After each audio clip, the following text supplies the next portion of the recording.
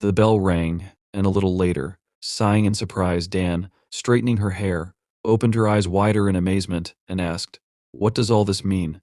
Choi Sel, blushing with embarrassment, admitted that he liked Dan and, frowning in order to give his words the greatest confidence, said that from the moment he saw her for the first time, and as they became closer, he liked Dan.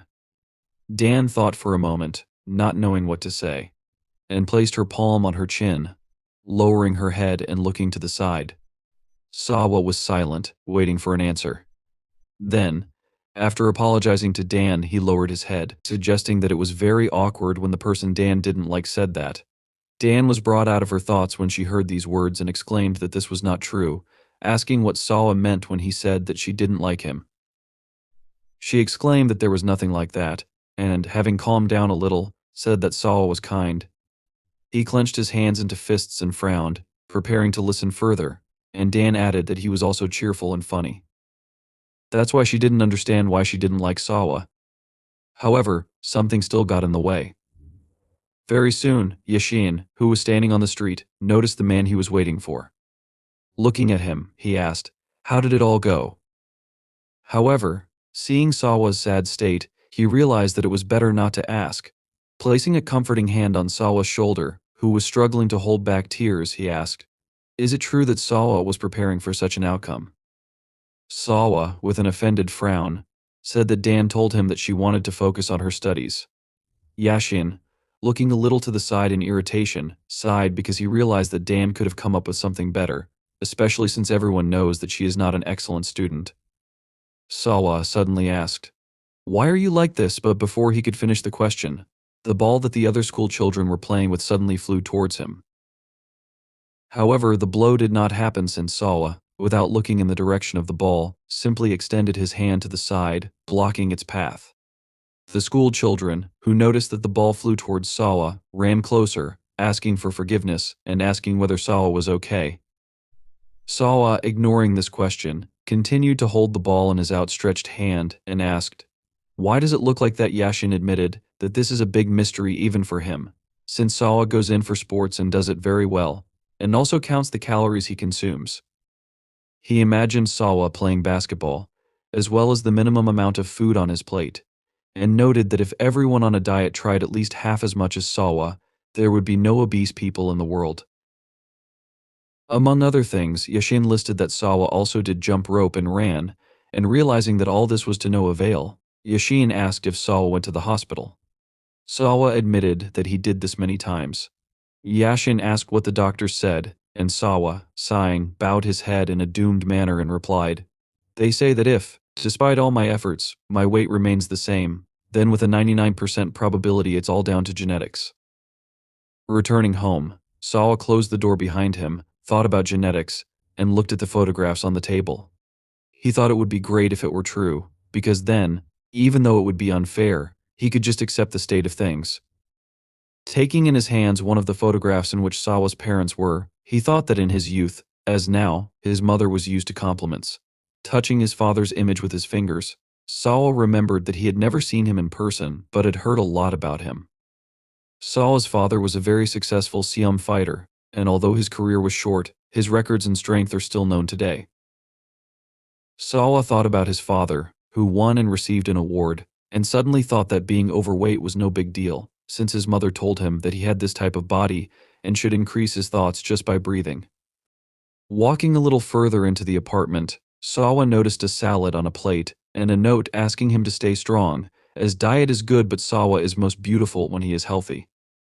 Frowning, Sawa admitted that this made him angry and, looking into one of the drawers in the kitchen, looked at the packages of snacks and asked himself, what good is a diet if it doesn't work? He remembered how many years of stupid efforts he had put into this matter, and taking the cooking utensils and food, he decided that instead of worrying pointlessly, it was better to eat properly. Taking one of the snack bags in his hands, Sawa was about to open it, but suddenly froze. Covered in sweat from exertion, and was surprised that his hands did not move to open the bag. As a result, swearing, Sawa took the salad, pricking vegetables on the fork, and began to eat it with a dissatisfied expression on his face. When the sun began to go down, Sawa went for a run, and although covered in sweat from fatigue and tension, he suggested running. The phone attached to Sawa's clothes announced that he had already run a distance of 4 km. But Sawa did not stop when he heard this and suddenly noticed that his pace was faster than usual today. Remembering the expression on Dan's face when he talked to her, Sawa decided that he would never give up. Some time passed, and it became completely dark outside. Stopping, Sawa caught his breath.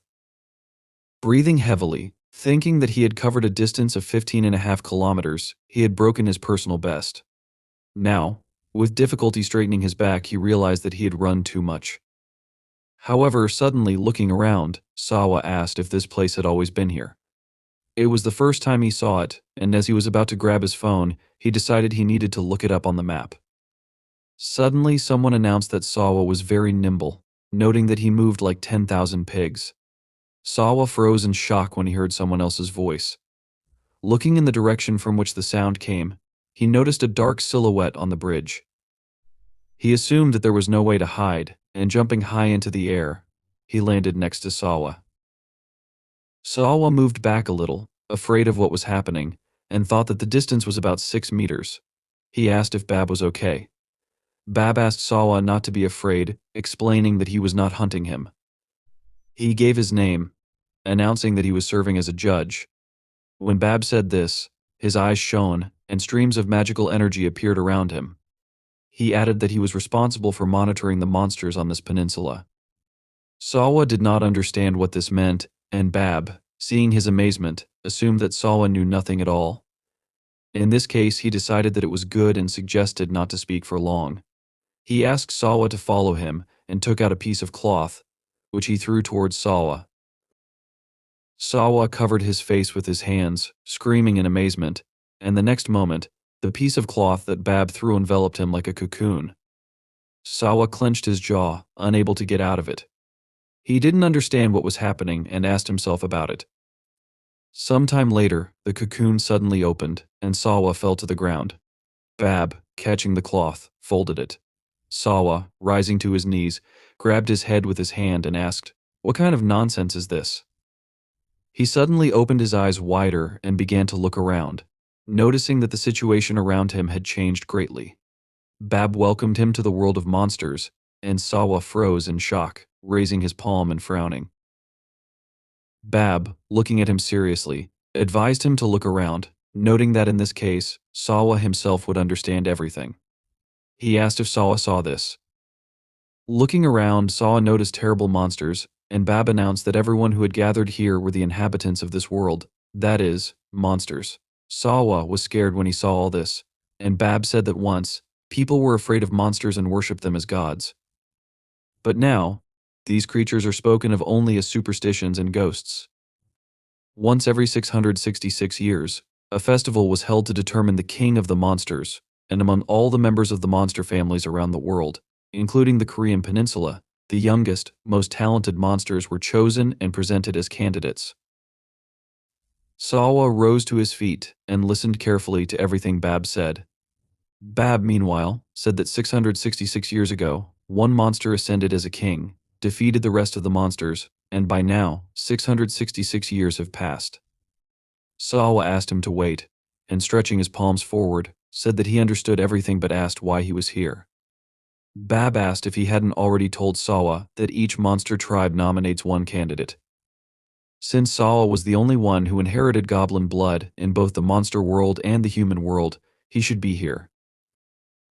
Sawa opened his eyes wider, clenching his jaw, and Bab noted that Sawa was a 4th or 5th generation goblin, albeit a next one.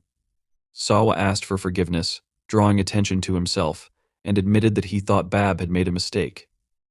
Suddenly Sawa heard a loud sound, and this made him even more afraid.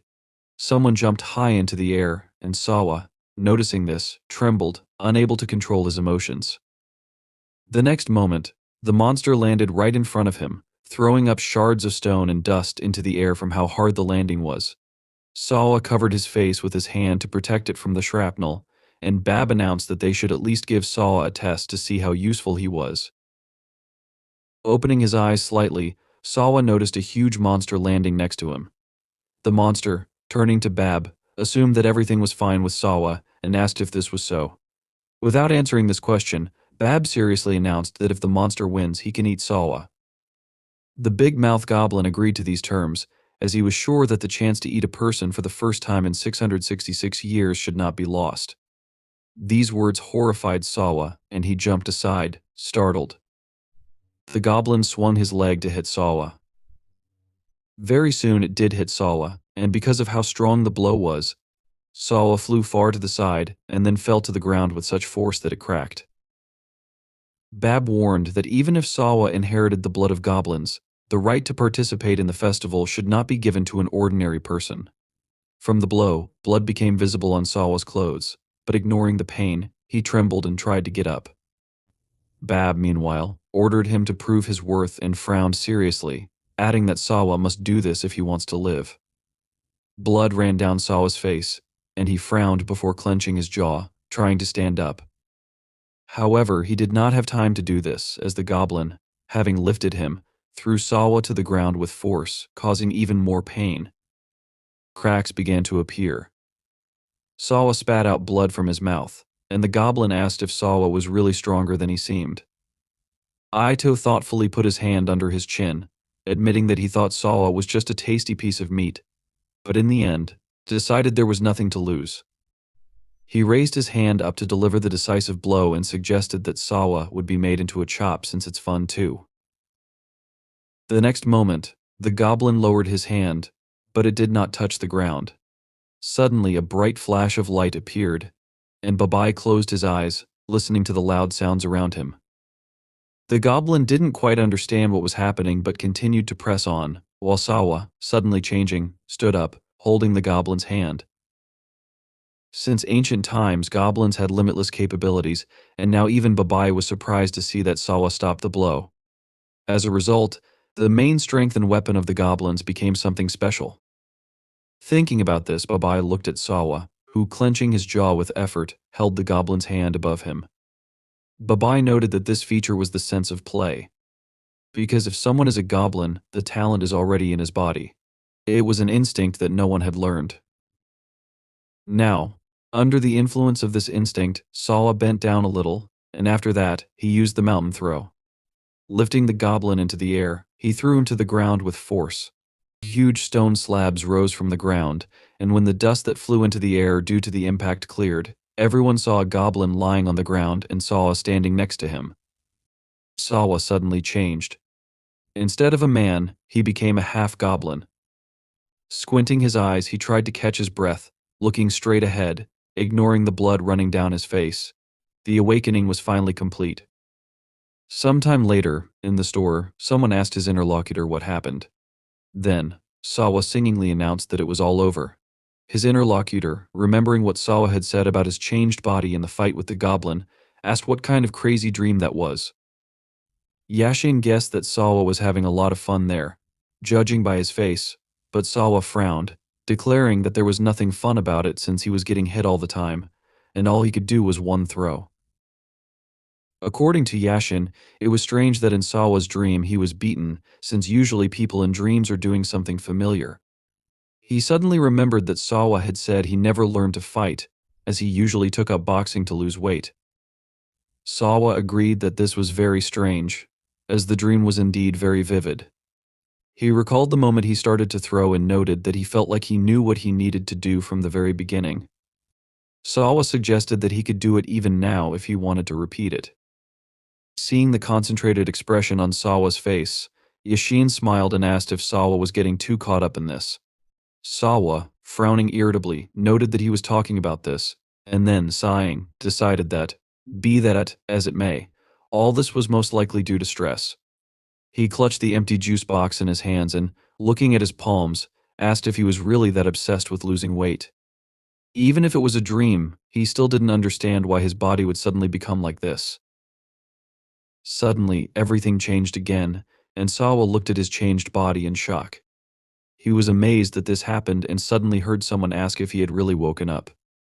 Turning his head from side to side, Sawa finally noticed Bai standing nearby, who admitted that he thought Sawa would wake up soon since he had fallen asleep standing up. Sawa, looking around again, realized that this was not a dream. He looked at the world of monsters surrounding him. The monsters that were around began to look at each other because they did not expect something like this, and especially did not think that Sawa would be able to immediately kill the goblin. The monsters assumed that Sawa was hiding his power, but in the end, they realized that this was not the case since Sawa still had goblin blood in him. Continuing to talk, the monsters remembered that they had not seen a goblin serum for a long time, and Sawa, listening to all this, stood with his hands clenched into fists and his head down, not knowing how to react. He was breathing heavily. Finally, Babai, striking the ground with his staff, attracted attention to himself and announced his title as the judge of the monsters of the peninsula. He said that he assessed the candidate, Sawa, as promising, given the evidence of hundreds of monsters around. One of the monsters, located here, poked his way towards Sawa. Babai declared him not a man, but a monster, and added that if anyone was against this, they should express it now and spread the news throughout Busan. None of the monsters were against what Babai said, and noting that, in order to accidentally meet a goblin, one would have to try, they jumped into the air, planning to taxi out to carry out Babai's instructions. The monsters understood that this festival would be very interesting. A little later, coming closer to Sawa, Babai announced that since he had become a monster, his name would now be added to the list. No one could now capture Sawa or harm him without a special reason. Sawa, deciding that this was good, still said that he needed to return home. Suddenly asked himself, what if there is no reason for this suddenly? SVA, who was also next to Babai, said that this was some kind of nonsense and, sighing, noted that either Siva was pretending to be an idiot or he really was an idiot. She asked if he hadn't heard about how he was now a monster. Crossing her arms over her chest, SVA added that if the monster does not prove the ability to completely hide its essence among people, then it will not be allowed to appear in the human kingdom until it is 500 years old. Sivu was amazed to hear this and said that he caused little problems since he never beat anyone and always lived peacefully. But suddenly becoming thoughtful, he announced that if Sivu does not understand, then there is no other choice. Sivu froze in shock, and the next moment he saw that Babai began to look much more threatening. Babai announced that he must kill Sivu. Frightened, Siva jumped back and then froze in shock, noticing that he had flown a huge distance. Landing on the ground, Siva looked at Babai, who again began to look normal, and then asked if Sivan now understood what he was talking about. Sva, sighing, looked away displeased, and Babai added that no matter who Siva considers himself to be, he has the body of a monster. Sivi suddenly realized that for a moment, he thought his body shook. Babai declared that among monsters, goblin abilities were certainly considered the best. Even if Shu Yu is a newly awakened child, his strength exceeds that of a human dozens of times, and therefore, he can kill an ordinary person just by touching him. Having said this, Babai presented the broken and bloody mannequins, and Sivo finally understood everything. Looking down sadly, he said that waiting for 500 years was some kind of nonsense. But Babai suddenly announced that in fact, Sivu only needed to wait 6 months. Sivu asked in shock whether this was really true. B asked if he didn't say that the king of the monsters is chosen every 666 years. This ban was carried out for 500 years by the current king, and Babai said that 666 years ago, everything was different. He imagined a man running through a dark forest as well as a monster chasing the man. Previously, all monsters were free to enter and leave the human realm, and so people could only run away. The man in the memory of Babai suddenly tripped over a stone and fell, trembling with fright. When monsters came, they were afraid of them, or something else happened. Noting this, Babai remembered how the monster looked to the side, hearing some kind of sound. The man, more frightened, looked forward. A larger monster came closer and looked at the enemy menacingly. In some situations, people relied on the strongest monsters that lived among them. Remembering the man's frightened face, as well as the way he bowed when he noticed the monster that protected him, Babai declared that people used to treat them with fear and worship. However, at the end of the festival 666 years ago, the new king, having defeated all the monsters, was not happy with what happened before. On the day the king ascended the throne, he wrote a new law with the blood of the monsters he killed. Because of the ban, now monsters could not harm people and also could not show themselves to them. Because of this, people have long ceased to be afraid of monsters and did not even suspect that they existed. People thought that monsters were just fictional characters from fairy tales, but Babai was sure that this would not last long since in 6 months, a new king would appear who would change everything. In this case, the law would be rewritten, and CVU, hearing this, froze, opening his eyes wider.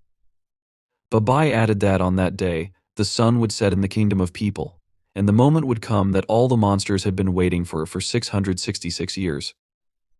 It would be a night of monsters in which all the monsters would return to humans and awaken the forgotten fear and horror in humanity. Babai imagined how people, crying and screaming in horror, would run away from the monsters. CVU, also thinking about this, frowned and lowered his head but said nothing. Babai added that during these 6 months, Siv needs to weigh everything that is happening or learn to manage the force in order to do something. This, according to Babai, was something that Siva had to decide on his own. Siva asked how he could control the power. Besides this, he was wondering what would happen if he learned how to do this. He asked how strong one needs to be for monsters to call a person strong. Babai laughed quietly, closed one eye, and grabbed his beard with his hand.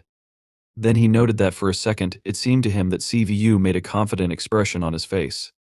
That's why he asked what C was up to. Frowning, CVU clenched his hands into fists and asked himself what would happen to the world when monsters appear. He announced out loud that he wanted to make sure that monsters did not touch people. Although it was difficult for a 17-year-old man to make promises, it was clear that the world would become a much more dangerous place if everything was as Babai said after introducing Yashin as well as his mother. Siwa decided that he must at least protect those who were dear to him. Babai, approaching CVU, noted that perhaps all was not lost since the goblin blood in California's veins was very strong. It couldn't be compared to the blood of a pure-blooded goblin. But if C could properly use all of his powers, then no monster would dare to offend those who held Siwa dear. Although the likelihood of this was small, Babai noted that she would never know what might happen. She warned that he would be able to extend the law if he could win the festival and become the king of the monsters. Suah suddenly interrupted Bai's speech, ordering him not to talk about the impossible. She pointed out that although Sayu was not the worst monster, he still had no chance of winning the festival. She asked if B understood this. B and CVU, hearing Self's voice, turned in her direction. Babai suddenly remembered that he had not yet introduced himself. He asked permission to do this and, pointing to Subiyoe, called her name, saying that she, just like Siwa, would take part in the festival for the sake of her people. Self, straightening her hair, sighed and then asked why Sivan needed her name. She did not understand why this was necessary, since she was sure that she would never see Shiva again. Moreover, she added, she did not come here to meet anyone. She recalled that B had said he wanted to take a test to see if he could return to people and promised that she would be angry if he went back on his word. Bye-bye, without reacting to this, explained to Siv that Subiwa was in the same situation as him. Despite her young age, she wanted to get to people. He put this question off because he already had a lot to do, but Subway still wanted to take this test. CVU, widening his eyes, asked, didn't Bai say that monsters would be able to reach people in just 6 months anyway? Bai asked Siwa to look at Sebawa, and Subway angrily asked why she had to take this test at all. Remembering the magic of transformation or the strength of monsters, she said that there were many weaker monsters who had spent 500 years among people. Bai knew about this, and therefore found it difficult to understand how ready Suah was. The whole point was that, in order not to reveal themselves to people, monsters needed not only basic skills but also patience and self-control.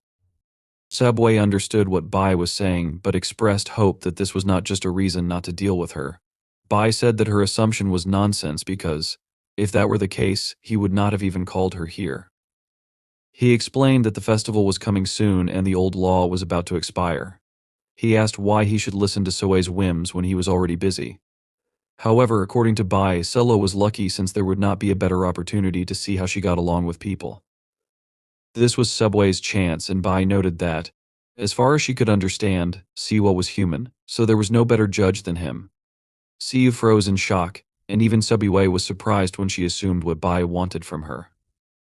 Bai promised that he would give Subway until the end of the month, and asked her to help Siwa deal with the monster's powers, including transformation magic. He promised that if he saw that Sawa had progressed enough in a month, he would give her and Siva the right to live in the kingdom of people. Suah still didn't say anything but just stood there frozen in shock. She then asked B to stop talking nonsense. Pointing her finger at CVU, she angrily asked what she could teach him in a month. In this case, she shouted that Bai had better immediately say that he did not give her permission. Bai said, "If you think so, then you can just wait 6 months," he asked. "What's wrong with that?" Selfa frowned, and Bai asked, "What difference does it make if this happens a month earlier or a month later?" He also added, "Whether Subie abandons Siwa or teaches him depends on her." Without saying anything else, Bai threw a piece of cloth into the air, and it covered him with a dome. Finally, before hiding, Bai admitted that he personally thought that anything was possible. The fabric hiding Bai twisted into a cocoon and, rising in the air, gradually began to disappear. Suah and Sia watched as the cocoon disappeared in a bright flash. When it did, Subie clenched her jaw, and although she knew the question was stupid, decided to ask it anyway. She asked if Bai knew what strength in monsters was. Siva honestly admitted that he did not know. Suah resigned and realized that she had no choice. Siva suddenly opened his eyes wider in horror as he noticed that the goblin with whom he had been fighting before suddenly stood right behind Self. Suah, noticing the expression on Siva's face, asked what was wrong with his face. Meanwhile, the goblin, attracting attention, asked where Bai had gone. He said that the fight was not over yet, and Siva even opened his mouth in fear. But Sawa, unlike him, remained calm, and looking displeased at the goblin, said that it had stuck. She added that because of people like this goblin, people had forgotten about monsters. Frowning with satisfaction, she looked at the goblin, and it became so angry that it trembled. Then, calling Self, the goblin waved its hand, intending to attack her. However, Swabi, undeterred, continued to stand in place, while Siva cried out in fear. Upon noticing this, unlike people, where race decided little, with monsters, everything was far from the same, since they had completely different strength and size. The difference among monsters was determined by the average potential and skills of each type. Because of this, classes appeared in the world of monsters. Now that purebred goblins had disappeared, there was debate about which class was considered the strongest on the Korean peninsula. However, pride aside, many monsters reluctantly agreed that one species was still the strongest. At this time, the goblin suddenly froze, finding himself entangled in magical chains. He trembled, covered in sweat from horror. Selfa asked, "Is something really wrong?" She smiled, looking at the goblin's powerlessness. The rabid beasts that were the 9-tailed foxes were considered the strongest monsters on the Korean peninsula, and now Seawood proved it by telling the goblin to continue. However, the goblin could not move, bound by chains. A series of surreal scenes flashed before his eyes, but the goblin no longer groaned in pain. Seawood froze in shock when he noticed what had happened. He eventually realized that simply standing there, frozen in surprise, was not an option. Clenching his jaw, Seawood began to think about what to do next. The situation he faced required him to accept it and adapt. Suddenly, Seawood noticed Self, who was looking at him seriously, noting that he had seen it. It was magic. It was the ability to absorb and use energy and powers. Suah also explained that there were 2 types of magic, one called unique and the other called acquired. Siva listened attentively, and Subaway added that she was sure Siva already knew what unique magic was. An example was the Goblin Serene, which was a special ability for the goblin race, passed down through the blood of Siva. To use this ability, one did not need to learn anything special. You just needed to get the hang of it, and using this ability would be as easy as breathing. However, Suah added that this was not the case with acquired magic. She explained that anyone could use it if they mastered it. This required training and practice, not to mention quality. Pointing her finger at the goblin, she asked if Seawood could see this. Suah noted that the goblin had not taken the time to train, relying on his natural size and strength. Now, he had been humiliated by a simple binding spell. She also added that the goblin was a clear example of creatures much lower than her level. The goblin was still trying to do something, but all that happened to his body was trembling. Suah finally announced that, Be that as it may, since it had come to this, she would teach Siva. She offered to clarify everything at once, and it admitted that she did not like difficulties.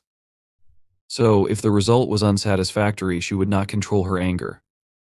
That is why she advised Siva to give up immediately if he was not ready for this, since for someone who had been human only a few minutes ago, this would be very difficult. Siu had not yet responded but simply lowered his head in thought. Suah warned that he could die if he disappointed her. Suddenly, Siva frowned with determination, promising that he would do whatever he could or die trying. If Suah would teach him, he needed to learn at all costs. Suah, seeing this determination, thought for a moment, putting her finger to her chin. Siva added that he could not afford to worry about the future now. Suah Chebie, smiling, noted that Siva most likely would not cope, but suggested that it would be better to try than not to try at all. In the end, she suggested that they eat first. Siva asked again in confusion. Suah recalled what she had said: magic absorbs energy and strength. She extended her palm forward, and a magical light appeared above it. Suah added that this was the power of all the inhabitants of the monster world. However, much of it was not available to Siva, since this power was usually gained when a person breathed air and ate food in the world of monsters. But Siva had just arrived in their world. Suah said that, with the normal diet of the human world, it would not be possible to gain anything. So all that Siva had now was his innate strength. With a smirk, she asked, "Is it true that you're hungry?" After such efforts, as Suah assumed, Siva would probably want to eat. Siva awkwardly put his hand on his neck and admitted that he was not that hungry. However, he suddenly opened his eyes, trembling, and looked at his hands, on which the veins became clearly visible. Siva did not understand what was happening and only began to tremble more and more. Suah recalled that she had already spoken about this and, looking at Siva, said that he had little strength left. Now, there was very little left since that battle with the goblin had drained everything. She remembered how Siwa had used the technique and explained that this was what usually happened with power. Suah, approaching Siva, who was bent over with trembling, ran her palm over his back and noted that the solution to this problem was simple.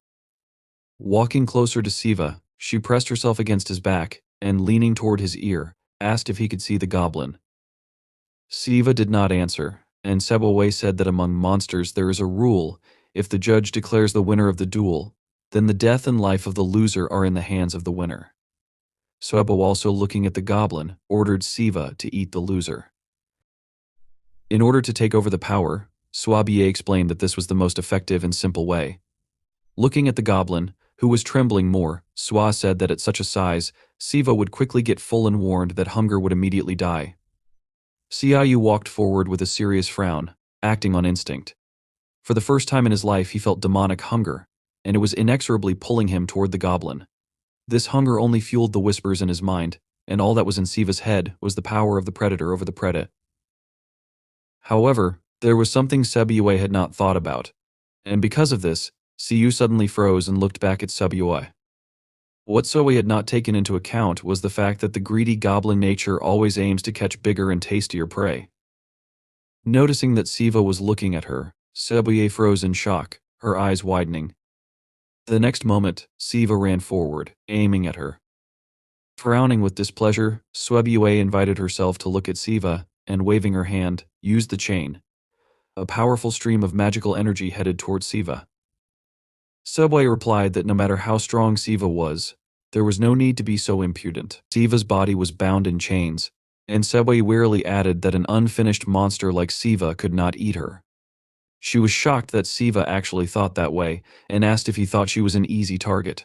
Siu did not answer and simply stared at her, deciding that he needed to teach him good manners. However, before Suah could do anything, Siu suddenly began to free himself from the bonds. Although he only broke one chain, he still managed to break it with the force of his hand. Suah frowned in bewilderment, realizing that Siva had done it simply with his own strength. Meanwhile, Siva continued to attack, sinking to the ground with force. Looking at him, Suah assumed that Siva wanted to show that even though he was half goblin, he was still a monster. Grasping the nail of her other hand with one hand, she pulled the nail out of her finger and smiled, ignoring the pain. Despite this, Siva ran to attack again. Suah drew a circle in the air with her blood and summoned the blessed great demon king. She summoned only one fist, and thanks to the magic, a huge fist appeared, which upon hitting Siva, threw him aside. Siva frowned in confusion, amazed by this. He then opened his eyes wider as he noticed that the fist had opened, turning into a palm. The palm began to put pressure on Siva with great speed, pushing him forward. He did not give up, putting his hands in front of him to soften the blow. The goblin took advantage of this and gradually began to move to the side as the palm flew forward. After some time, when the magic dissipated, Suah looked at the trench that had formed in the ground and asked if Siva was still alive. She noticed a dark silhouette in the dust and remarked that nothing could be done, even if Siva was dead. She recalled that he himself had asked for death when he attacked her and admitted that she did not expect much from Siu. However, frowning, she mentally acknowledged that she did not expect any resistance from him and added that the fact that Siu had awakened was surprising even among powerful goblins.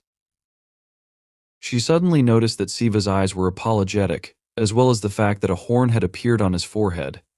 Recalling other monsters, she mentally noted that only a few goblins were endowed with unique magic, which was as rare as it was powerful. Meanwhile, Siva took hold of the horn and tore it off.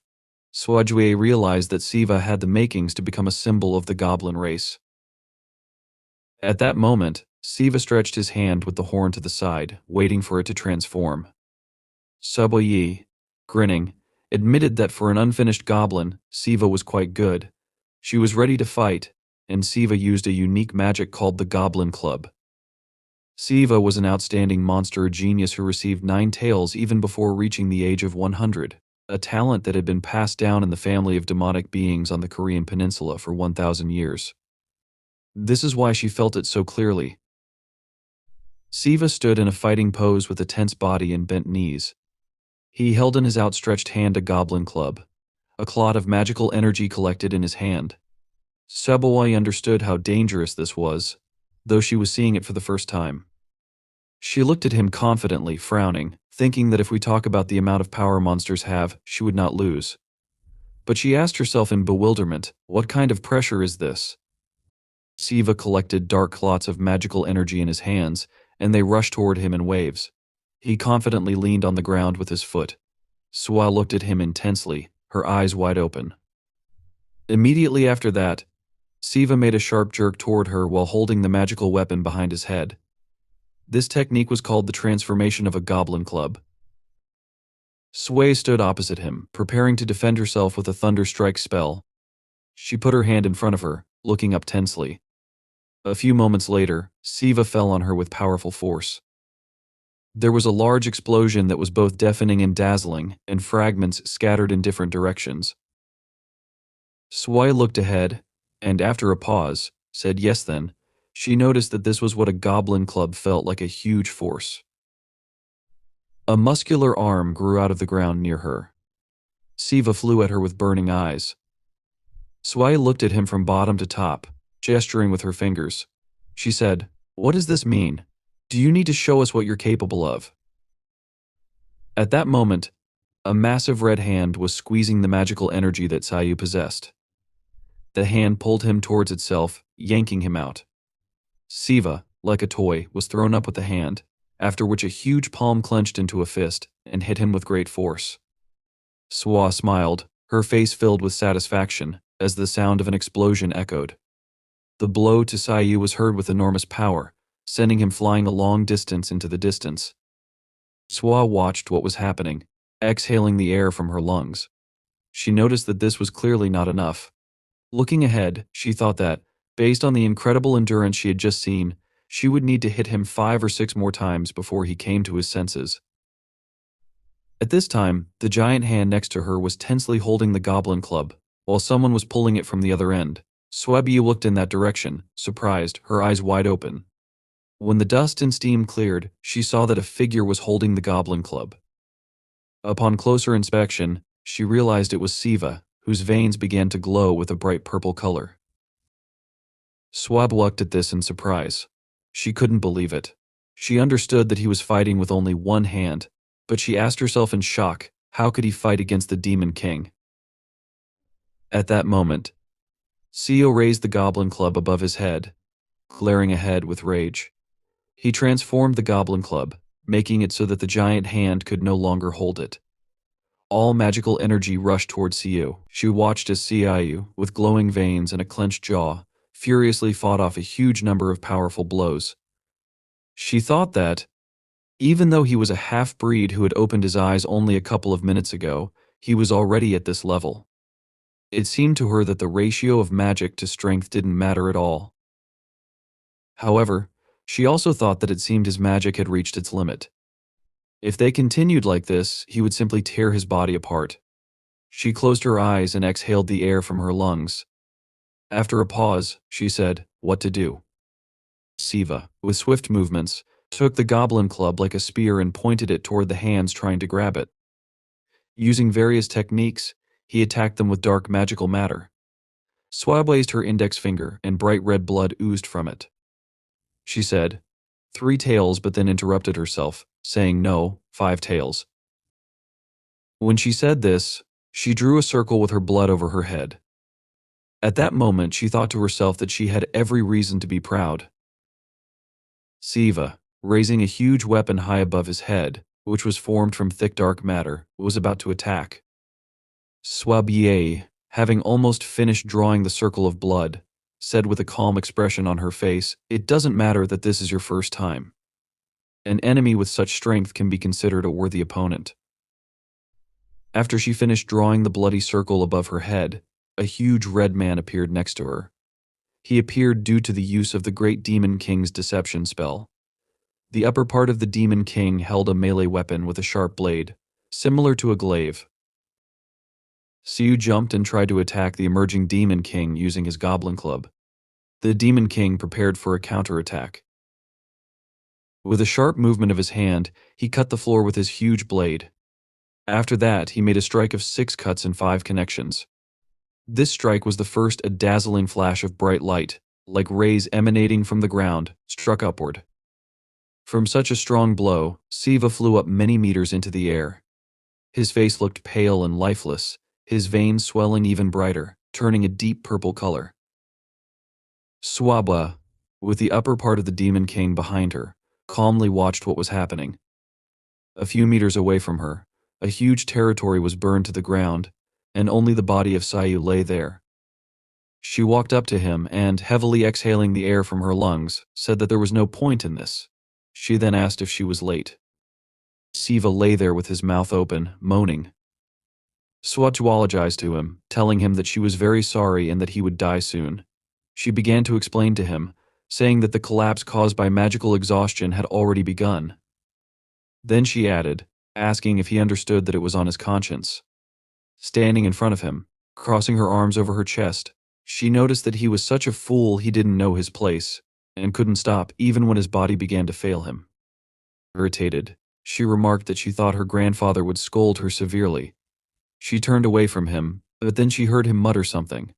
Turning to him in surprise, she saw that Siva was saying painfully, "Mom." Large drops of tears flowed down his face abundantly.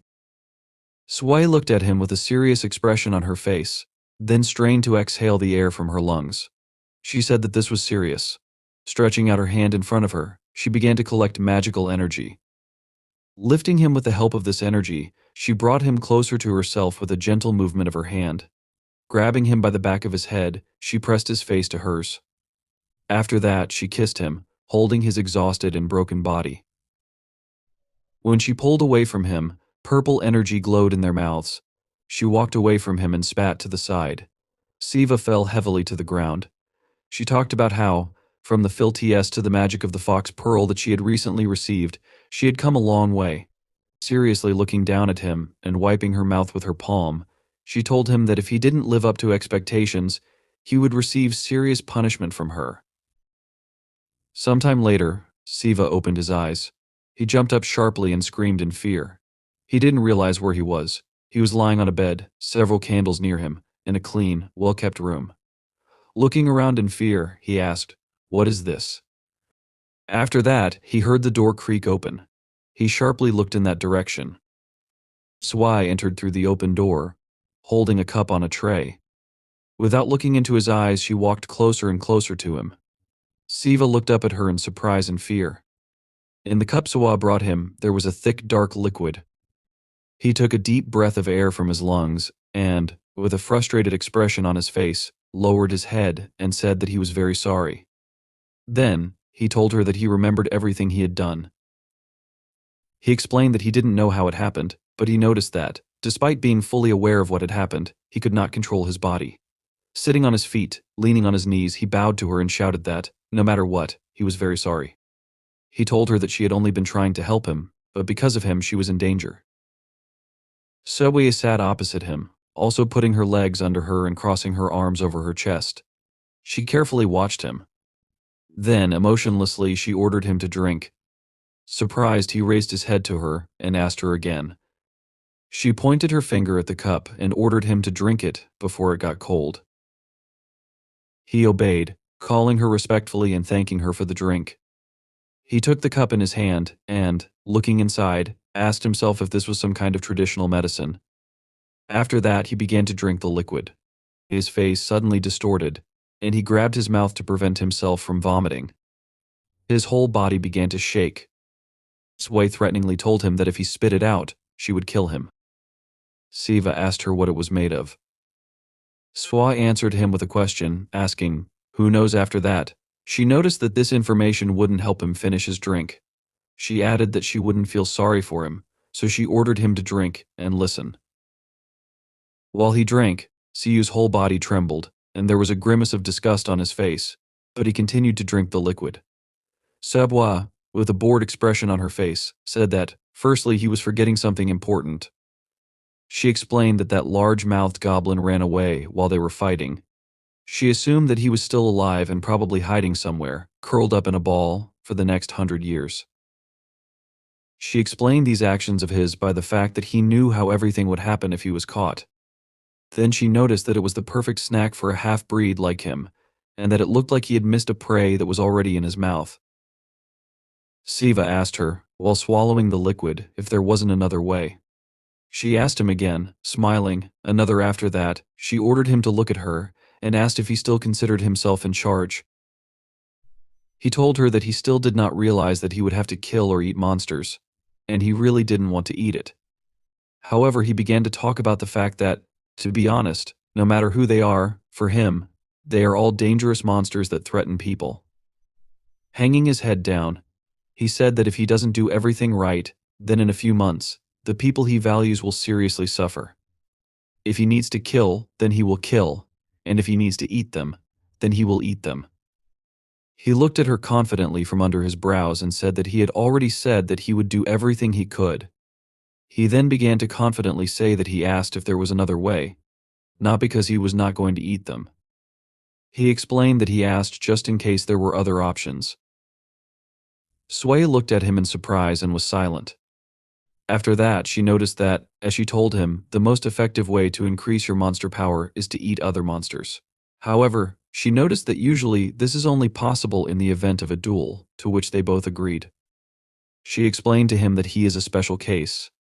Then she began to tell him that if this does not contradict the rules, then the weak will be caught and eaten. She explained that they will not remain alive for long.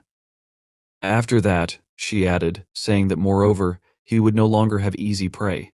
She explained this by saying that even if he was a half-breed, many monsters saw that he was a goblin who had a little knowledge of sheer. Rumors about him spread throughout the area. She began to tell him that those whom he can easily defeat will not fight him, but there are others who will come after him.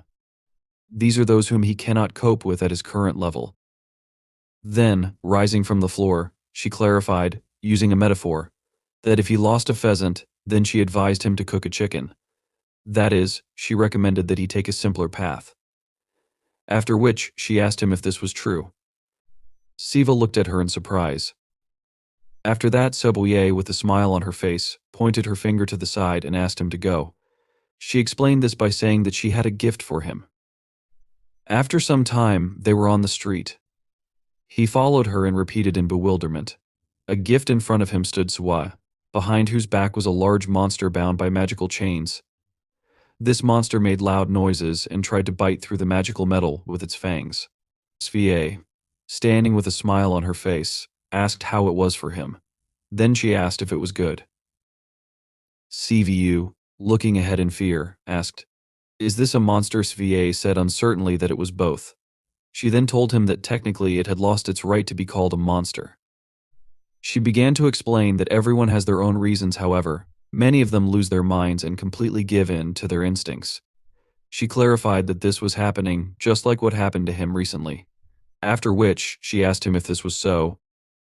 She began to levitate in the sky, saying that when monsters are not as lucky as him and they do something irreparable, they are called animals and not monsters, and deprived of their rights as monsters.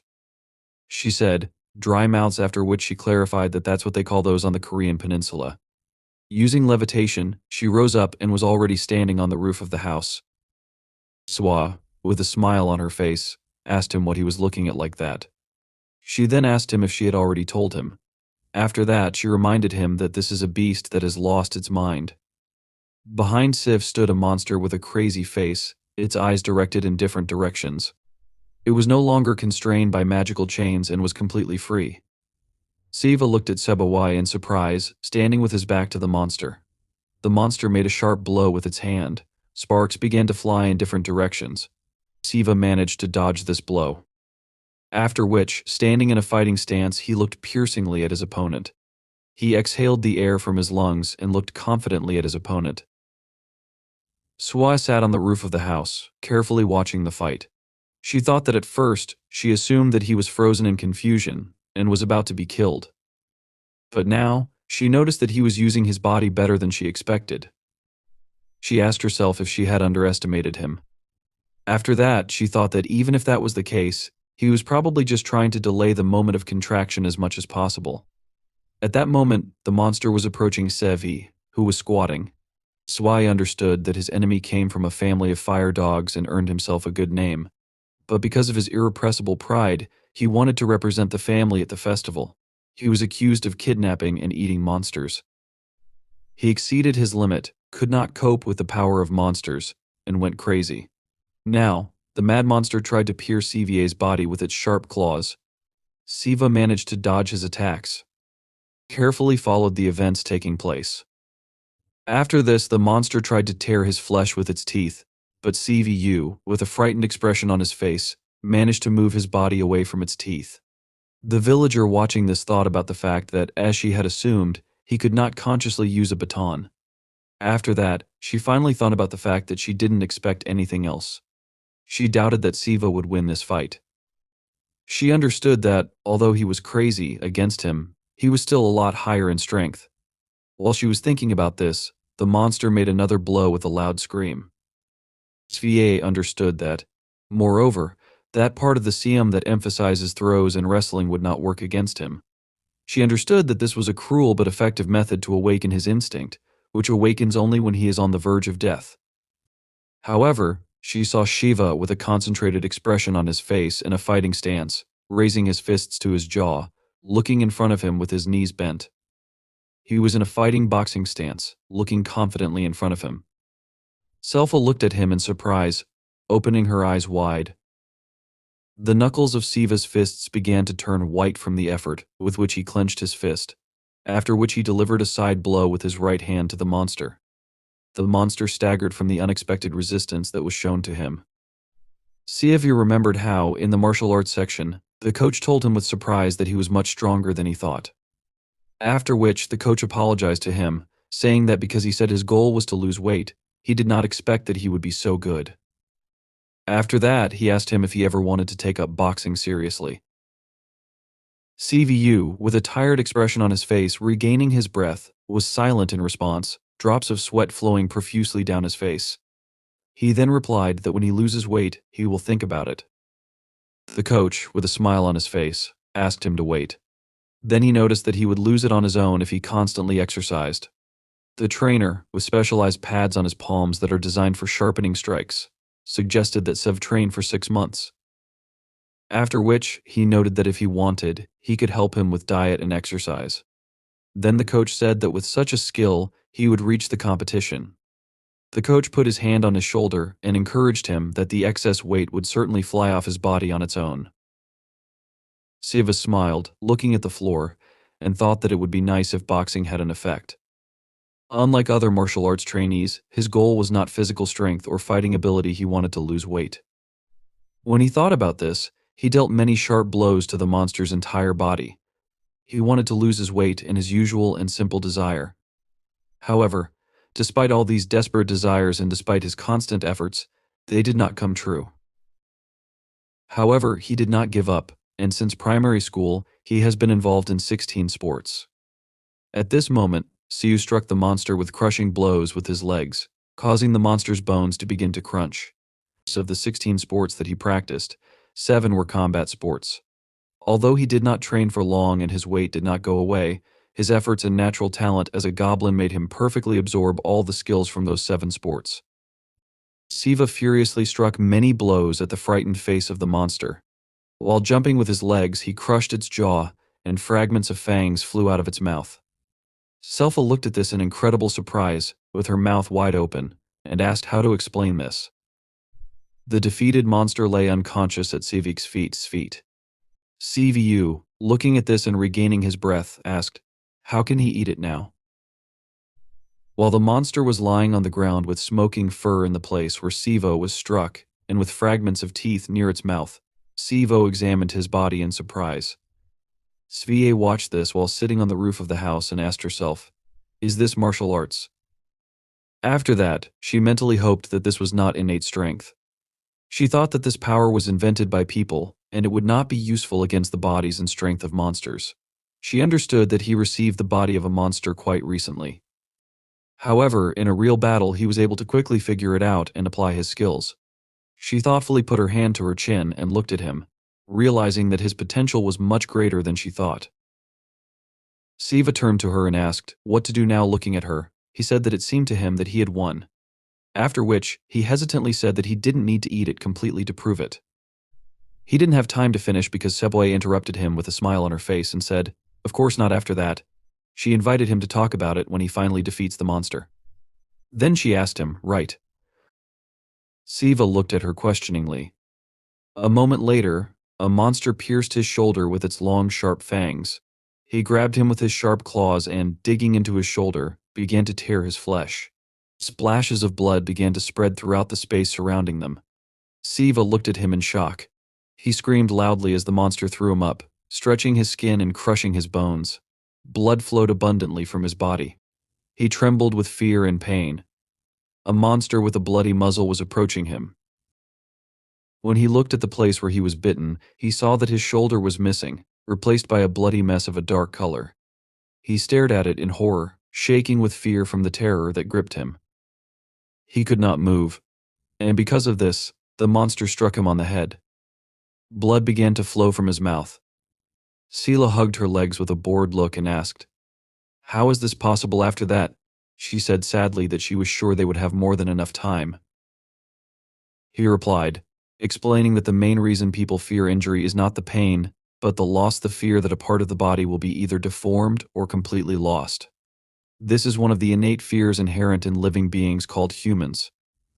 For an 18-year-old, this was quite enough to trigger a panic attack. The monster, with a bloody, sinister muzzle, growled at Shiva. Surprised, Shiva turned his attention to his shoulder, which was healing before his eyes. He watched as its tissues regenerated and muscles reappeared. He looked at it in bewilderment. A moment later, the monster delivered a sharp blow with its claws, tearing Shiva's chest.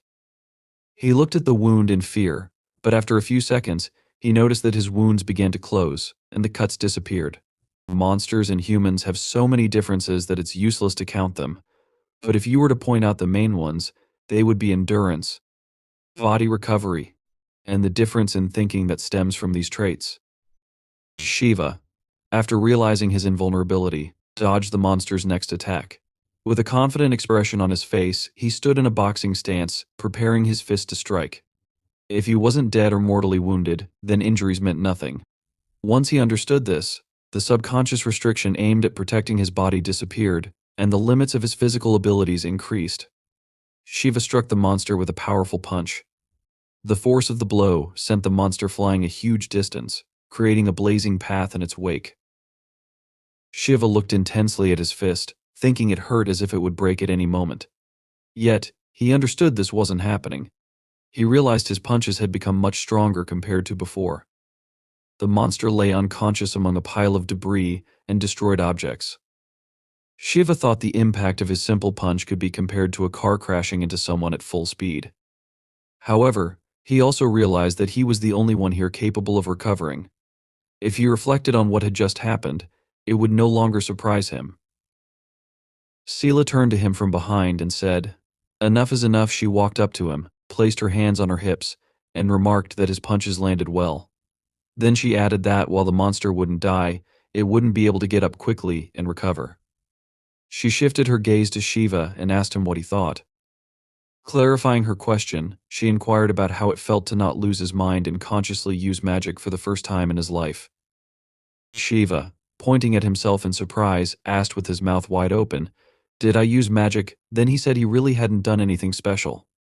Sela responded that magic isn't such a grandiose feature, and even if it's not high level, it can be used in various ways. She asked if he understood. Shiva, still surprised, noted that his body quickly recovered because he used magic. Sela confirmed, saying he had no control over it yet, but even his recent punches were the result of magic augmenting his physical strength. She added that, besides the fact that he hit hard, she wanted to know if he felt anything else. Shiva looked thoughtfully at his palm and said he wasn't sure but felt something similar to static current. Sela answered that if he wasn't lying, then it was likely magic. Due to his inexperience, he couldn't sense it accurately. Sela then looked to the side and extended her hand, which began to glow with magical energy.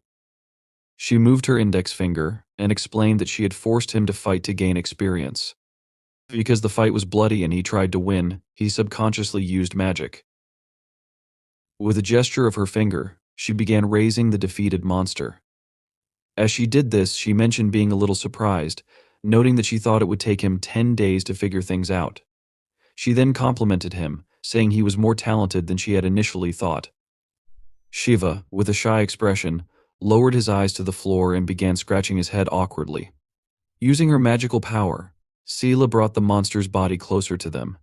She said it was time to finish things. Then, she looked at Shiva and asked if he was ready. She added that her next question might be inappropriate but still asked if he had killed before. Shiva answered negatively. Sela remarked that, in that case, it would be better for both of them if he finished the monster with one blow. She explained that if he merely wounded it, the monster would recover and retaliate. She indicated that the finishing blow should be aimed above the navel. She explained that for most humanoid monsters, this is a weak point, the place where they store their energy. She advised Shiva to gather his magic and channel it into one blow. Shiva exhaled heavily and began approaching the monster's body. He focused energy in his fist, looking straight ahead with confidence. It's always hard the first time, he thought. Even when one strives to gain strength, kills and devours everything in their path, excuses and reasons rarely suffice. In Shiva's mind, memories resurfaced from his life as an ordinary, mediocre, overweight guy, someone who once had close people in his life. Clenching his jaw with rage and baring his teeth, he struck the center of the monster's torso with a sharp, powerful movement of his fist. A copious splash of blood erupted from the monster's back. Sela asked him if he had grabbed something in his fist, then told him to open it.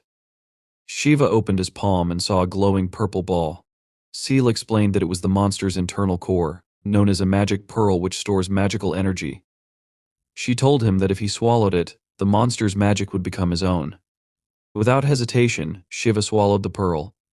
He stared at his body, expecting something to happen, but when nothing did, he wondered if something was wrong. Suddenly, an unusual shadowy bird landed on his shoulder and commented that something strange was happening. The bird explained that loud explosive sounds usually occur when someone swallows a magic pearl.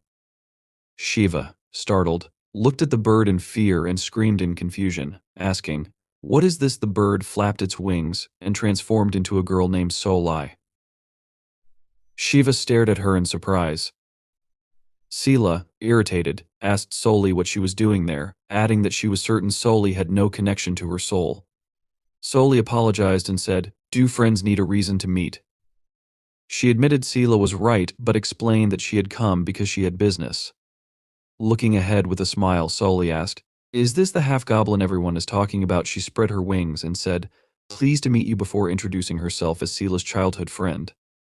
Shiva, surprised, bowed and introduced himself. Sela looked at Soli with displeasure and asked, "What's the matter?" Soli explained that, as they knew, she worked part-time. Sela, annoyed, asked part-time. Soli clarified that it was just a term people use. Shiva, still surprised, thought about how strange she sounded and wondered about something else. With a smile, Soli said she had caught 2 demons and came instead of the old man to deliver the reward. Sela sighed and replied that she didn't need the reward, suggesting that it should go to Shiva, as he had defeated the monster alone and deserved it. Soli agreed and mentioned that she had witnessed everything from the beginning. Moving closer to Shiva's face, she remarked how impressive it was and admitted she couldn't believe he had been human until recently. She then asked if something unexpected might happen at the festival, and after a pause, she asked Sela if Shiva could become her rival.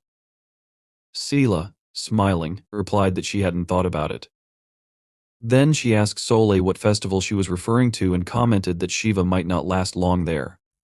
Soli blushed slightly and stared intently at Shiva, saying she was intrigued and believed he had potential. Soli then explained Shiva's reward: he could choose between returning home immediately or gaining the chance to become a stronger monster. Smiling widely, she looked up at him and asked what he would choose. Sometime later, Shiva called Yashin, who responded menacingly, asking, "What kind of nonsense is going on?" Yashin walked down the street, complaining that Shiva hadn't shown up at school and his phone was off. He added that he had answered an unfamiliar number, thinking it was Shiva, and asked if something had happened. Shiva admitted that he wanted to say no, but that would be a lie. Yashin, puzzled, asked what he meant. Shiva, addressing him by name, said he had a crazy request and that only Yashin could help him. Yashin, irritated, urged him to get to the point. Shiva began explaining, but when Yashin heard the story he responded in bewilderment. What then? Angrily, he demanded to know what Shiva was even talking about. Loud question, where is he now? Anyway, the volume of Yashin's voice almost made Shiva drop his phone. Then, in confusion, Shiva explained that he had some unforeseen circumstances and that his mother would go crazy if she found out he had simply disappeared without a trace for a month. He added that his family had a training center for traditional martial arts in Nong. Shiva asked if he was right, then requested Yashin to tell his mother that he was going there for a month to lose weight. Yashin responded, saying that he thought Shiva knew they didn't accept everyone there. Shiva confirmed this and replied that he knew. He admitted it sounded like nonsense but explained that he was aware of the discomfort it caused and had no other choice, which was why he was asking for Yashin's help. Yashin placed his hand on his face and, after some thought, told him, "Okay." However, Yashin reminded him that he could not discuss the real reason for his disappearance. Looking carefully ahead, Yashin added that if Shiva thought he wouldn't believe him, he should still speak up and not be afraid there was a chance it could be useful. Shiva, looking fearfully at Soli sitting in front of him, noticed her press her finger to her mouth and hiss, signaling that he was not allowed to speak. She explained that he could lie but that revealing their existence was against the rules. She added that even she would be punished for such a disclosure. Sometime later, Yashin responded affirmatively and told Shiva to call if anything happened or if he could help somehow. He then pressed the button to end the call, muttering to himself, "Looks like he lied." After hanging up, Shiva stared at his phone screen with a worried expression and exhaled tensely. Earlier, Shiva had asked in surprise if Soli was saying he could return to the human world right now. With wide eyes, he spread his arms and noted that he thought this was only possible if he passed the test. Soli confirmed this with a smile and assured him she wasn't lying. She explained that if he really wanted to go back, she could send him to the human world immediately. Sela, irritated, crossed her arms over her chest and looked away angrily. Soli then looked at Shiva and asked him what he would choose. Shiva stared ahead tensely before finally replying, "Okay," and stated that he would leave in a month, after passing the test. Soli looked at him in surprise, her eyes wide, and asked, "Ha?" She then inquired why he made that choice. Shiva, frowning, looked down and explained that if he didn't study properly now, Something worse could happen, worse than not being able to return. He said the fight had only reinforced this belief. Clenching his palm into a tense fist, he declared that he needed strength to handle such situations. That was why he had decided to strengthen his monster abilities. Looking menacingly ahead, he affirmed that this would happen. Before he could finish, Soli, gazing at him admiringly, raised her thumb and smiled. She remarked that his words were cool and noted that he sounded like the protagonist of a story. Seal approached him irritably and asked if Soli was having fun. Crossing her arms, she accused Soli of teasing Shiva with a choice that didn't really exist. Sela suggested simply giving Shiva a reward instead, declaring that this was no reward. She called Soli a fool and pointed out her bad habit of misleading others under the guise of evaluating them. Soli cleared her throat into her fist and explained that the test was to understand the personality and mood of a creature. She added that people learned about one another through similar questions. Turning to Sela, she asked if she had finished reading the book she had given her last time, then followed up by asking if that was true. Shiva, surprised, thought to himself that it was true and noticed that Soli seemed very different from other monsters. Her way of speaking and the atmosphere she created felt oddly familiar. Sela, with irritation, asked if Soli was referring to the stupid theory she admitted. It was so simple and childish that she hadn't made it through even a few pages. Soli, with a sad expression, explained that she had created it specifically to help Sela understand. She added that if Sela wanted to become human, she needed to at least learn the basics. Exhaling heavily, she said she would take Shiva somewhere for a while and asked Sela if that was okay. Sela, emotionless, told her to do as she pleased. Soli, smiling, spread her wings and with a series of flaps transformed into a bird, a demonic crow. Shiva stared at her in surprise. Soli, in her bird form, told Shiva that she had not suggested anything impossible and asked if he agreed. She continued to say that she was a monster with the right to move between the human world and this one, under the condition that she would bear responsibility for everything that happened there. Next, she told him that once every 6 months for one day, she had the right to take a monster who had not passed the test to the human world. She then suggested that he might feel sick, but assured him that she thought he could handle it. Then, she asked him if that was true. Siva asked her in bewilderment. What Sawa, looking above herself emotionlessly, saw Somi grab Siva in her bird's grasp and fly away. Somi told Sawa that she would return soon. Returning to the present, Siva thanked her for lending him the phone. He handed the phone back to her, saying that, thanks to her, he had been able to calm down a little. Somi, rocking on her office chair with a smile on her face, told him that she was glad to have helped. After that, she asked him if he was sure that one call to a friend would be enough. She noticed that there was still a little time left and asked him if he wanted to see his family. Siva looked down and told her that he only had his mother, and that she was currently on a business trip. He added that, to be honest, it was easier for him this way, because if someone had been at home, a scandal would have started. Then he asked her if she was hungry.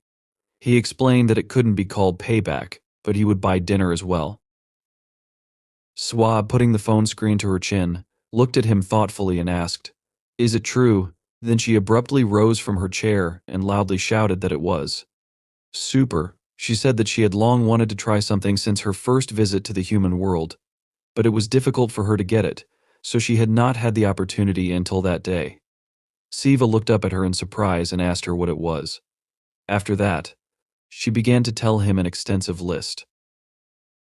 Sometime later, the dining table was filled with a large number of different dishes. There were seaweed, cold cuts, soups, various snacks, and other dishes.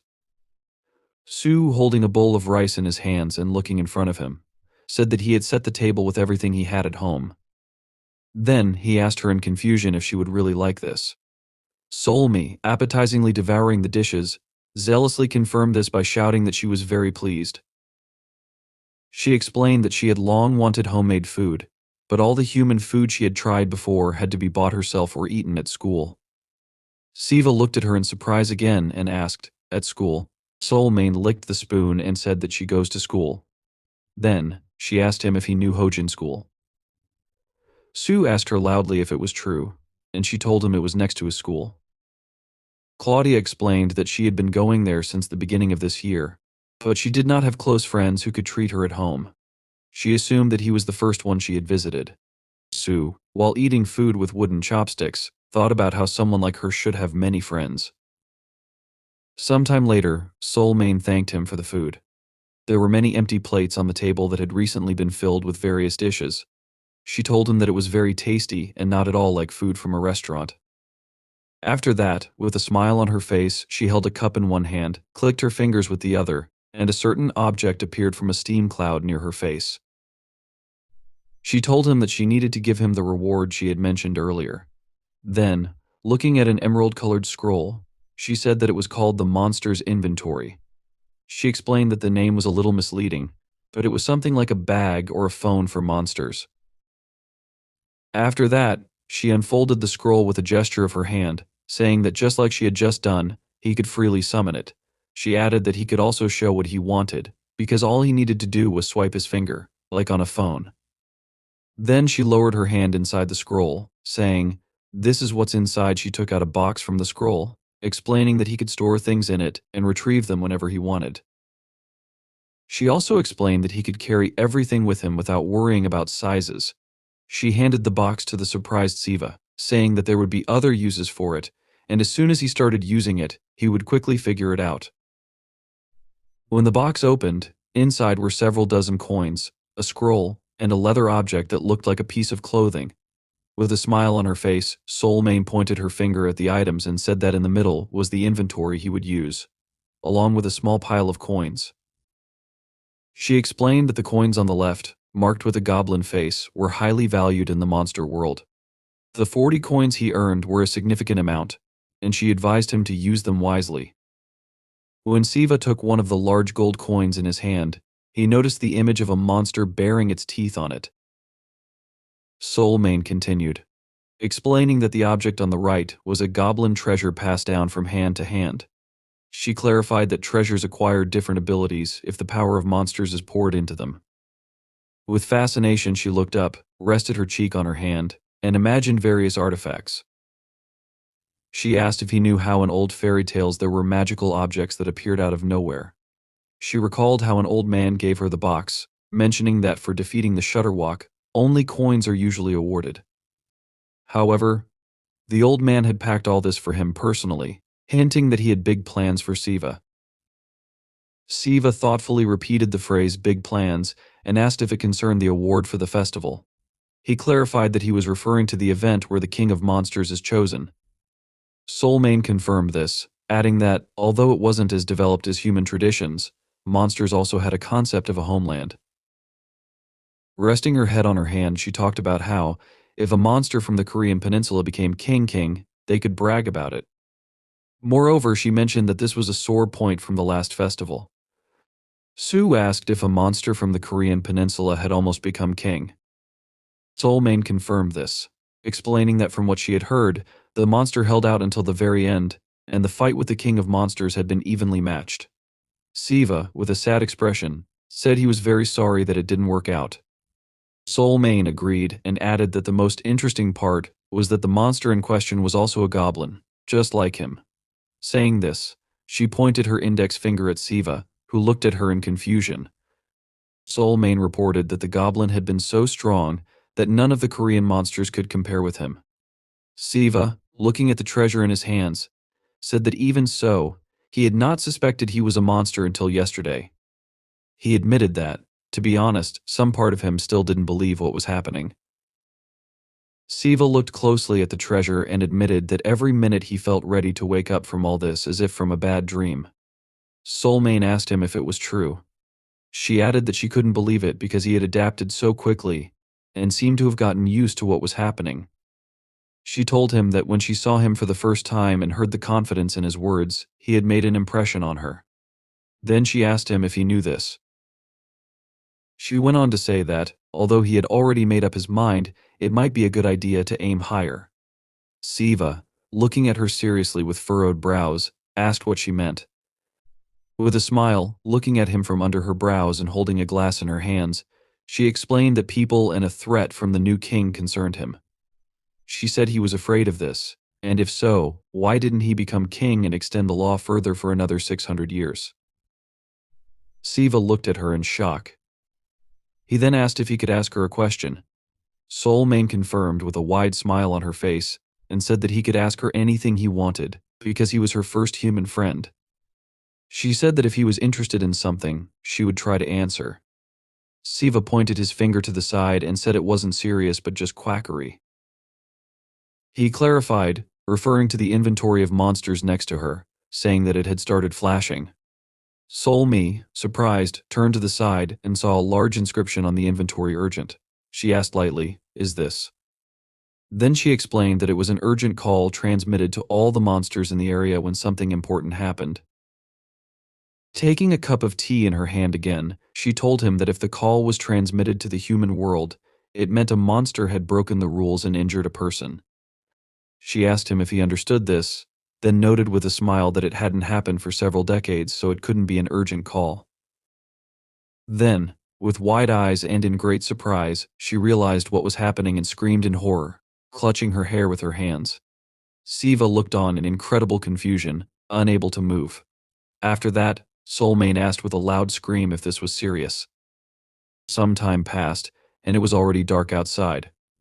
Su, snapping his fingers, froze in amazement as the magic scroll appeared in the air in front of him. Upon revealing it, Su noticed a picture of the armlet he had received as a reward and asked if he just needed to insert his arm into it. He touched the scroll and took out the armlet, assuming it was some kind of armor he just needed to wear. In the end, Siva decided he would need to ask how to use it, but got distracted by looking at the clock on the table nearby. He remembered that a while ago, Soul Mane had announced it wouldn't take long. Looking at her phone screen, he noticed 6 hours had already passed. She calculated that half a day was 6 hours, and if they had arrived at 4, they needed to return before 10. To confirm her words, Soul Mane asked if it was true. Without waiting for an answer from Siva, she promised she'd be right back and asked him to just wait and not do anything. Siva didn't argue, and Soul Mane smiled, asking if he could talk to her informally before she left. She noted that they were friends and told him to just call her by her first name when she returned. At the moment, looking at the still closed door, he realized it was already past 10. He asked himself if everything was okay. If he had known this would happen, he would have taken Soul Mane's number. Now, he was very worried. Suddenly, looking a little to the side, Siva noticed a photo of his father and assumed that if goblin blood flowed through his veins, it was most likely from his father. He remembered how B had said that Siva was from the 4th or 5th generation. Now, continuing to look at his father's photograph, Siva wondered if his father knew he was also a goblin. Su didn't have time to think further because he heard rustling. Turning towards the open window, he asked if it was Solmi. At the same time, on the street in a dark alley, a man, unable to hold back tears, was trembling and trying to say something. However, only muffled wheezes escaped his throat as a spirit forcefully squeezed it, preventing him from speaking. The spirit, moving its hand, screamed as it prepared to deliver a decisive blow. Suddenly, an attack passed through its body. Soul Mane noted that she was still catching these monsters, for which there seemed to be no end in sight. She assumed that at this rate she'd run out of feathers. Looking at the feather she was using as a projectile, she focused on the spirit, who turned away, distracted from the man. Soul Mane asked what the spirit was so worried about. She noted that the spirit didn't feel pain and frowned seriously. At that moment, the spirit jumped, preparing to run away. Soul Mane ran towards it to stop it, and with her attack, which turned into a bright flash, the spirit disappeared. The man, still crying in horror, sat in shock on the ground. The coroner continued to rise in price, and Soul Mane asked him not to worry. Walking closer to another man lying on the ground nearby, she said he would be fine since the wound was not deep. She applied ointment to stop the bleeding and smiled reassuringly. Soul Mane also said that an ambulance was on the way. However, the man was still terrified and suddenly became even more scared when he noticed a huge spirit landing on one of the high-rise buildings nearby. Soul Me, noticing the man's horror, also heard a noise from the spirit. She turned around and saw that it had already jumped, about to strike, but someone suddenly used their own attack to cut the spirit before it could touch her. Soul Mane looked at the dissipating spirit particles as Goya approached. He advised her to keep her head higher, adding that if rumors spread about such a spirit defeating her, shame would cover the entire Soul Main family. Solmi, sighing with relief, noted that her family's reputation was already not very good. She added that she knew Goya would be on her side. She called Goya her elder brother, and he, a little dissatisfied, asked who she had just called that. Moving closer, Soulmane explained that Goya was a little older and close to her, which made him her elder brother. However, she didn't insist and said that if Goya didn't like it, she could call him by his name. Goya waved his hand, activated magic, and suggested that Soulmane address him politely. Soulmane suggested calling him something else while still keeping in mind that he was like a brother to her. In the end, Goya told Soulmane to call him whatever she wanted. Then, focusing on the injured man, Goya instructed him to think of the day as a bad one. He explained that a car had hit the man and his friend in the alley, and the driver had fled the scene. Until the ambulance arrived, he ordered the man not to be afraid and to rest. Watching the man gradually fall to the ground, Soulmane realized it was hypnosis. She asked if it was true that this wasn't innate magic from the Goya family. She admitted she had heard that learning such magic separately was very difficult. Soulmane shared that she had tried to learn it from C, but was scolded and had given up. That's why she assumed Goya was ahead of her. Goya, paying no attention to this, looked around. Noticing there were 2 spirits, he asked how many Soulmane had caught. Soulmane announced that including those Goya had helped her with, she had caught 24 spirits. Among them, there wasn't a single normal one, only quackers. In addition, Goya and Soulmane noticed that all the spirits were unleashed, which meant someone was controlling these evil spirits. From what Soulmane had seen, the monsters had killed 7 people and injured about 50 others. She didn't understand who would do this or why, as she assumed the monsters knew how serious a crime it was to injure a person. She suggested that these monsters might just enjoy carrying out massacres, but then closed her eyes and noted that she was mistaken. They didn't only enjoy it, they had a goal. Soulmane was surprised and asked if monsters really killed people for profit. She couldn't understand what this meant. Goya noted it was obvious, as their generation knew very little about it. He explained that long ago goblins ate people not because they were hungry or sadistic, but because consuming human blood and flesh was incredibly beneficial for monsters. Speaking about this, Goya imagined a monster eating a person. Soulmane admitted she couldn't believe it, as she had never heard of such a thing. She was very amazed at what Goya told her.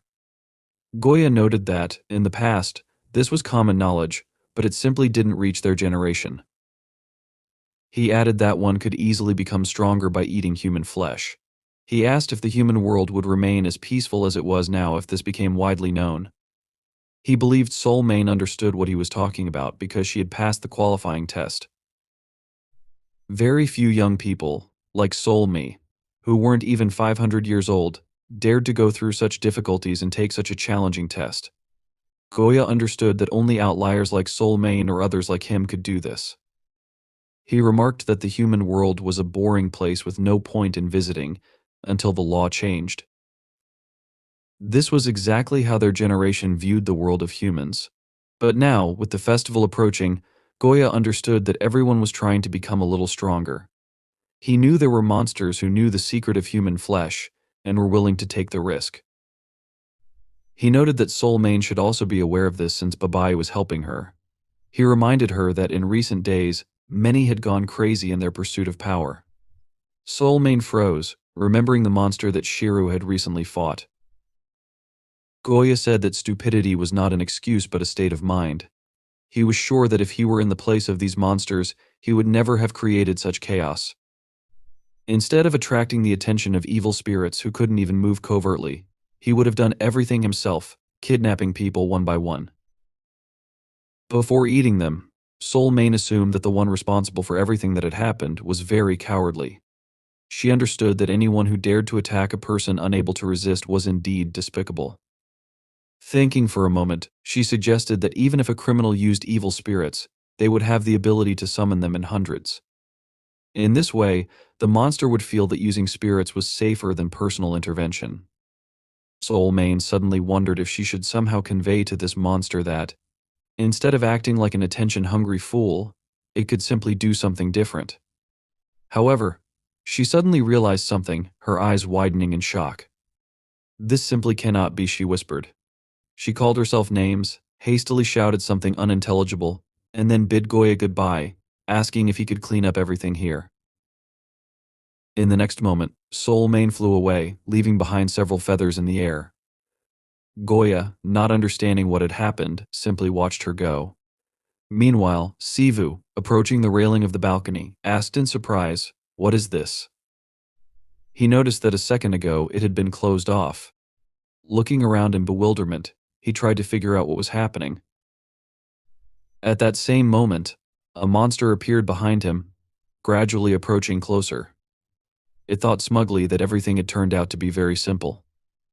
It was confident that it wouldn't have tried so hard if it had known Sivu would be defenseless. Raising its hand, the monster prepared to strike.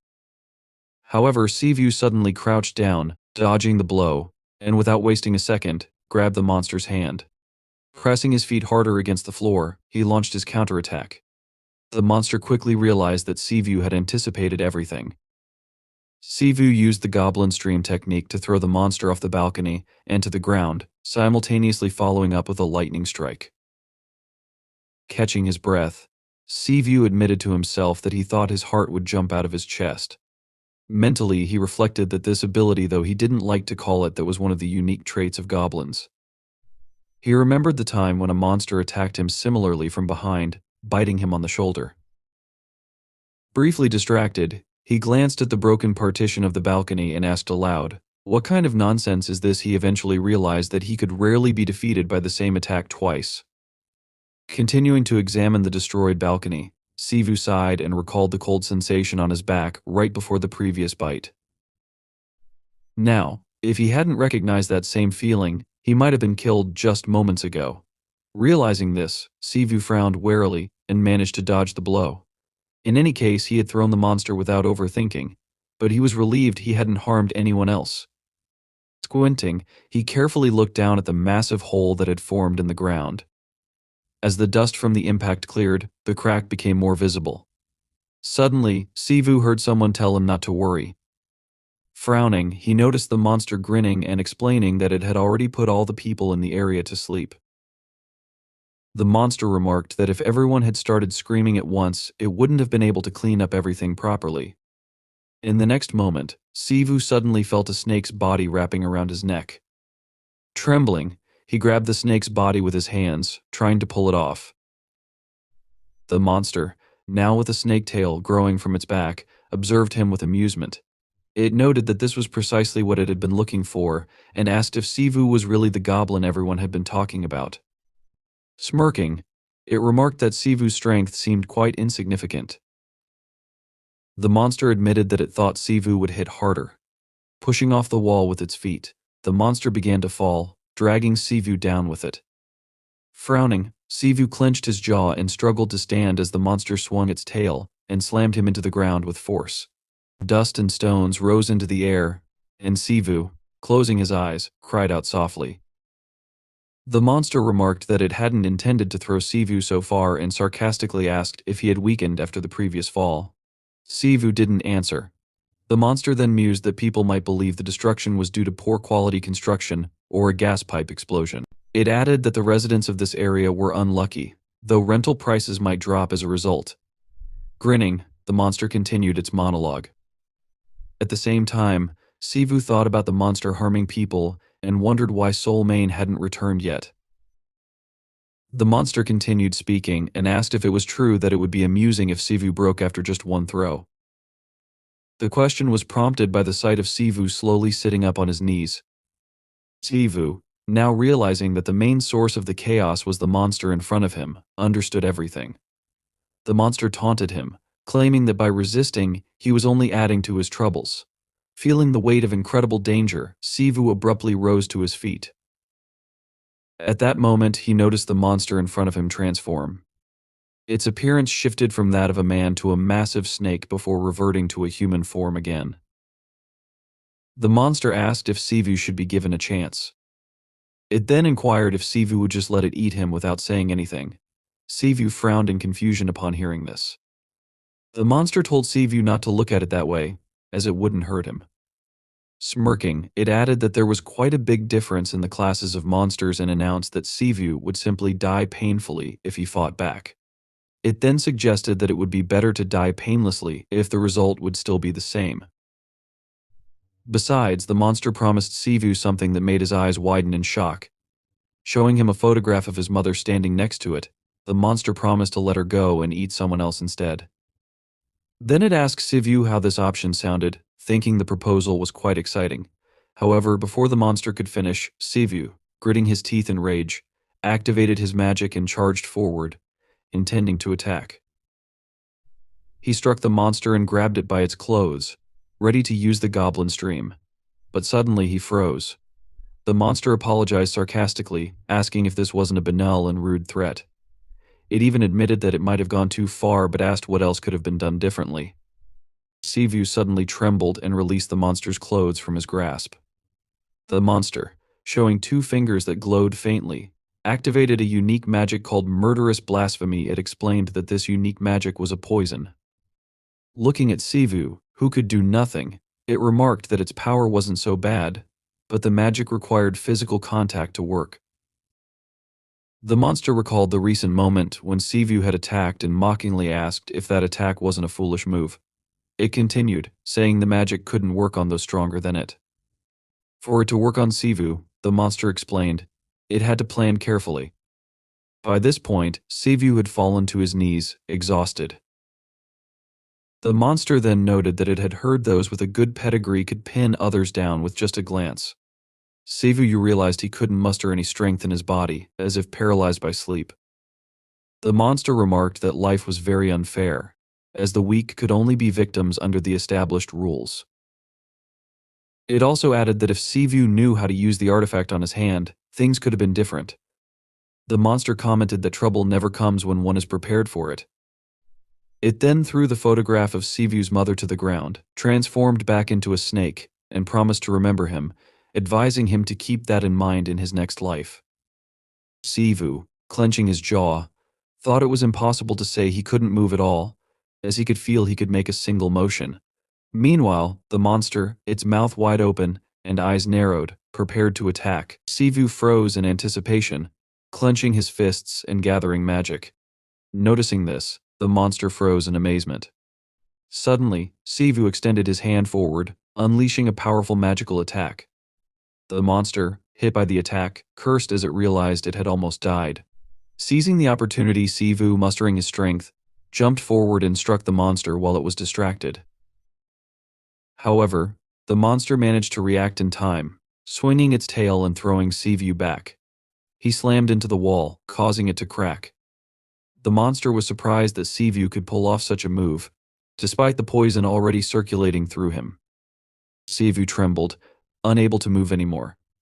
The monster, impressed, asked if it was really possible that even a weak goblin could not be underestimated. Suddenly it felt something sharp pierce its body. Looking down, the monster saw a sword embedded in its torso. Yashin, who had approached unnoticed and was hiding his face behind a mask, called upon the storm ancestor, who resides above the 9 heavens and presides over the Ministry of Thunder. As Yashin chanted the spell, the sword in the monster's body was imbued with magical energy, transferring the power into the monster. The night was just beginning. Hearing Yashin's voice, Sivu forced himself to open his eyes and look at him. Yashin, his body shrouded in a magical aura, addressed the monster. He called its actions nonsense and began approaching it. The monster, now in human form, pulled the swords out of its body and taunted Yashin, calling his weapon useless. It asked sarcastically if the main skill of a human exorcist was to speak in a deep voice. Grinning through the pain, it mocked Yashin, questioning where he learned to talk like that. The monster realized it had gained some time but suspected it had already been overtaken. It asked how Yashin had managed to get there but quickly dismissed the question, recognizing it wasn't important. What mattered was that Yashin was dangerous and on a completely different level compared to other charlatans. Yashin, without hesitation, drew another sword, intending to continue the fight. The monster debated whether to stay or flee. It bit its lower lip, knowing hesitation would mean death.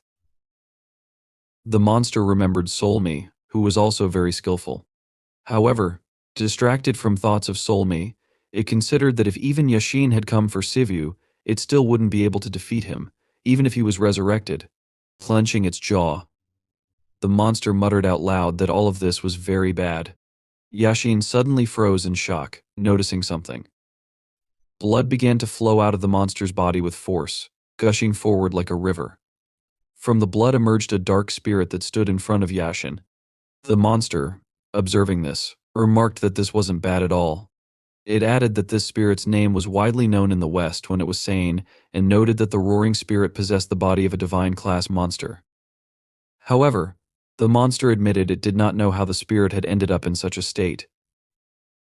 Smirking, the monster advised Yashin and the others to have fun, claiming the spirit was perfect for an appearance-obsessed person. Before leaving, the monster suggested it should finish its dish first and glanced at Sivu, who was still under the influence of poison. The spirit opened its mouth, and an attack began to form. However, before anything could happen, Yashin suddenly ran forward, holding his sword at the ready. At the moment the spirit released its attack, Yashin swung his sword, cutting through the attack. In addition to blocking the magical assault, the swing also inflicted a severe wound on the spirit itself. The monster, seeing this, asked in amazement what was happening. It turned around, hearing an incomprehensible noise, and saw Yashin instantly approaching. Yashin swung his sword and stabbed it into the monster's head. Sivu's mouth opened in shock at the sight.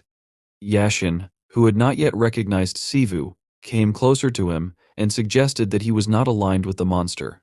He advised Sivu to answer his questions if he wanted to survive. Yashin intended to ask what Sivu was doing there, but before he could, Sivu suddenly admitted that he couldn't believe it.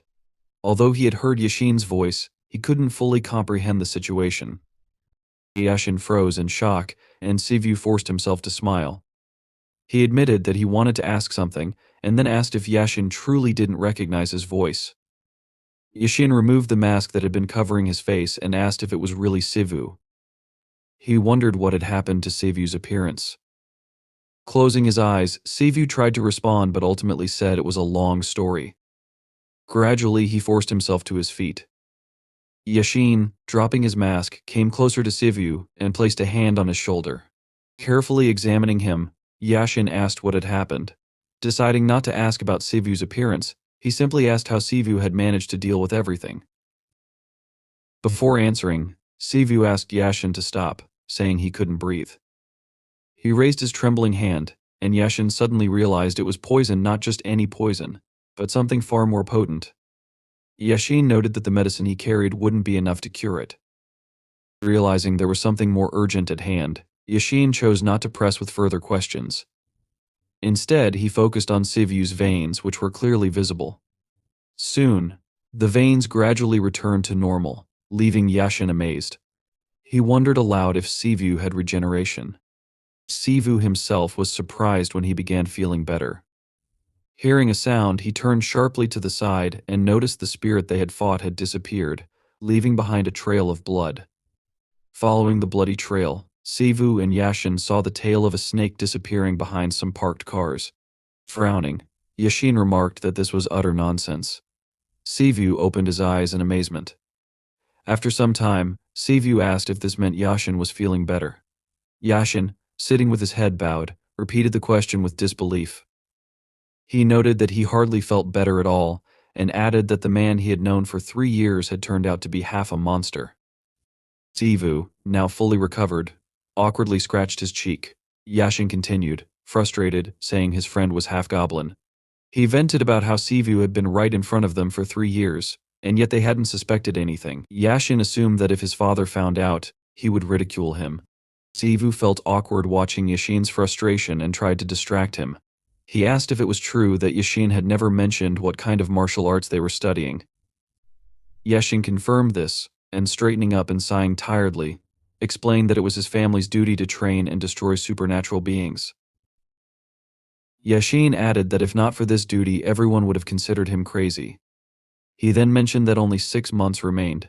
Hearing this, Sivu realized that Yashin also knew about the festival. Unable to contain his emotions, Sivu twitched and asked, "Does this really?" Yashin explained that supernatural creatures breaking into the human world and harming people didn't happen very often, and even quite rarely. He admitted that he wouldn't mind if the monsters just fought each other. Over the past 100 years, judging by Yashin's words, monster attacks on people had been very rare, but recently, everything had changed. Sivu asked in shock how recently this had happened. Yashin frowned and explained that, for monsters, humans are a source of power. He added that monsters who want to become kings not only absorb other monsters but also humans. Sivu said nothing but was visibly surprised. Yashin continued, saying that a month ago, the number of missing people began to grow, especially in densely populated cities. He also noted that there was no direct evidence that monsters were involved, but in most cases there were signs of a struggle in the houses. Raising his head, Yashin said that this was the first time monsters had shown themselves so clearly. Rising abruptly, he grabbed his sword and asked what they had here. The next moment, Sivu noticed a flash of light and then heard someone shout his name. Widening his eyes in amazement, Sivu saw Suah, who excitedly asked if he was okay. She also asked if Sivu was injured. Suah, very scared, started apologizing, calling herself stupid.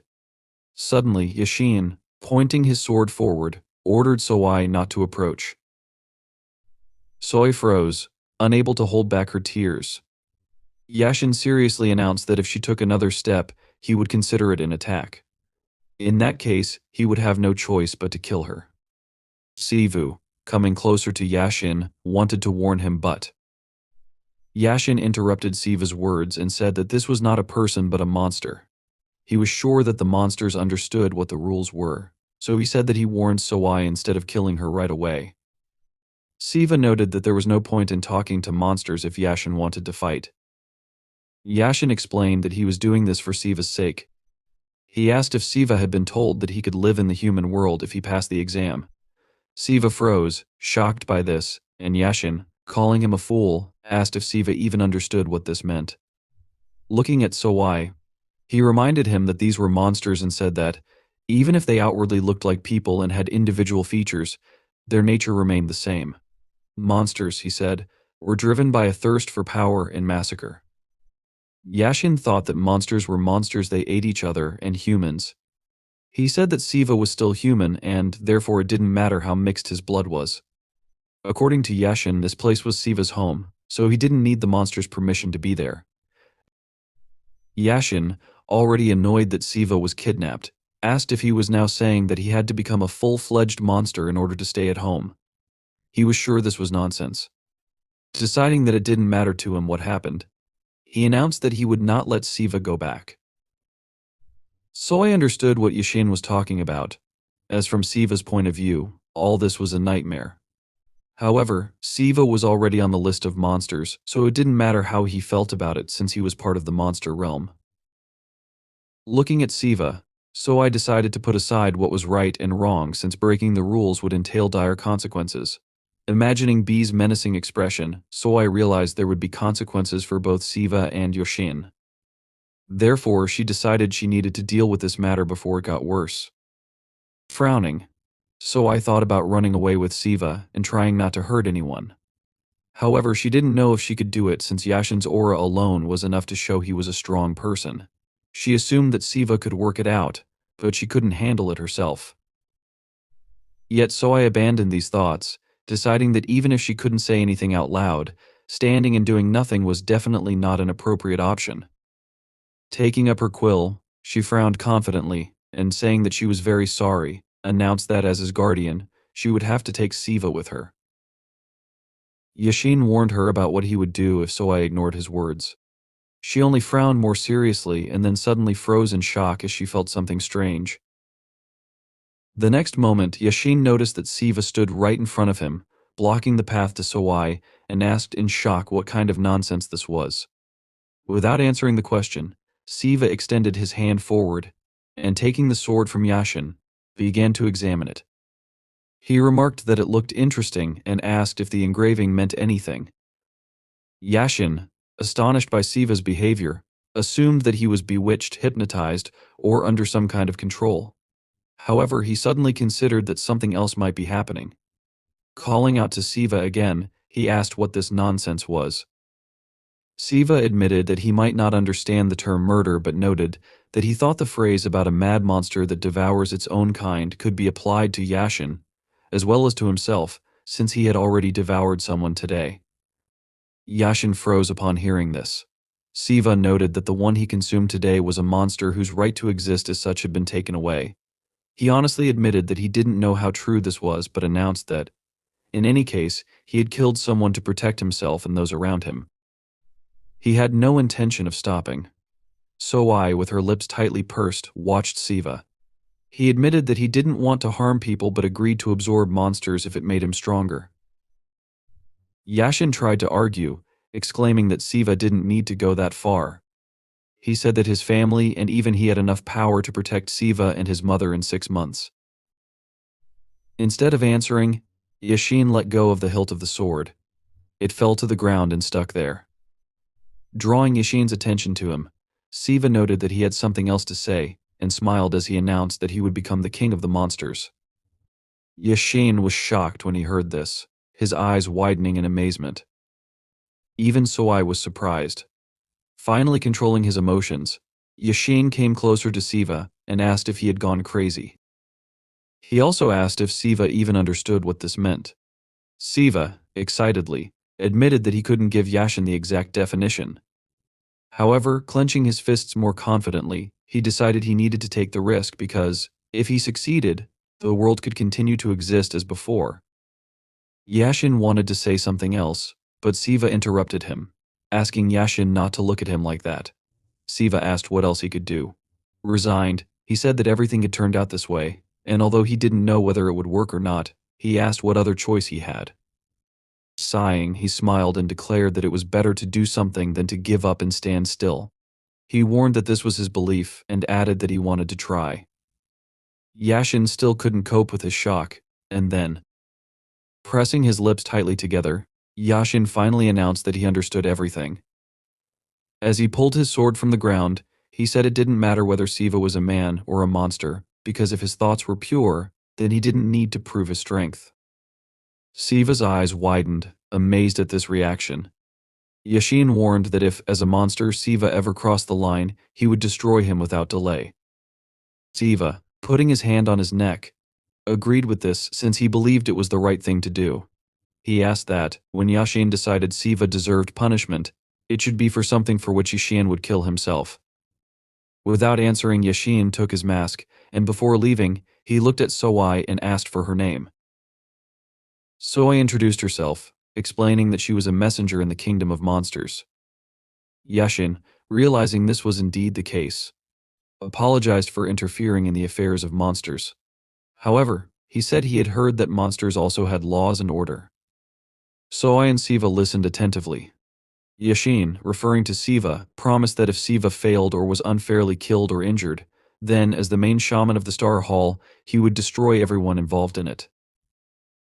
Turning his back to Suah and Siva, Yashin finally noted that they would see each other again and asked Siva not to worry about his mother. Siva could not say anything other than Yashin's name and stood still, watching as Yashin calmly walked away. When Yashin left, Suah sighed, fell to her knees and admitted that she thought she would die of fear. She confessed that she had never seen a shaman before, and, almost crying, asked if all shamans were really that scary. Siva didn't know how to respond when he suddenly heard someone say that not all shamans were like that, since Yashin was special even among them. Surprised to hear another voice, Siva turned around, and Suah, recognizing Goya's voice, asked in amazement if he had really followed her. Goya asked what else he could have done.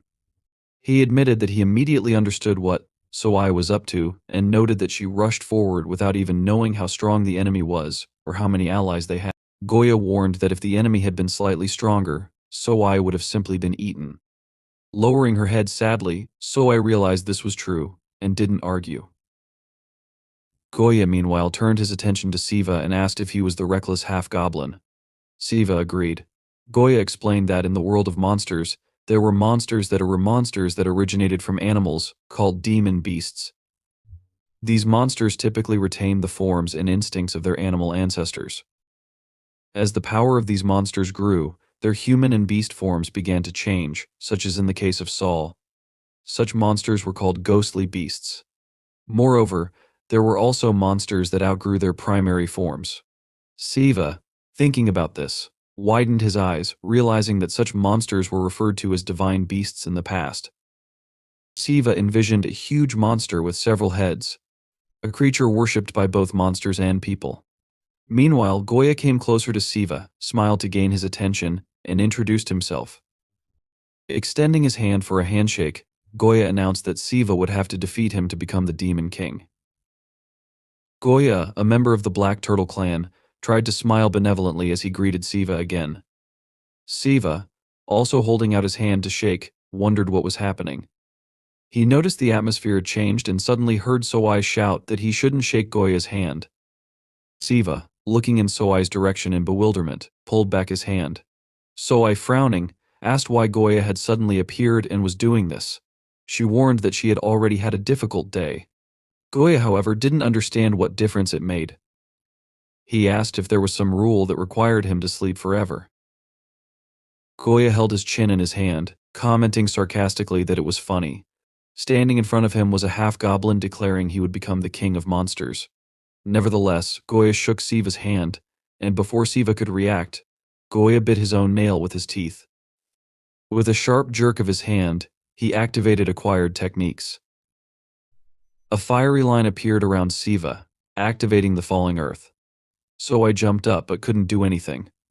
In the blink of an eye, Goya and Siva suddenly disappeared and reappeared in a completely different place near a huge lake.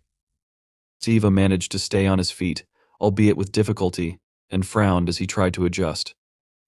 Goya assumed that Siva was stronger than he seemed.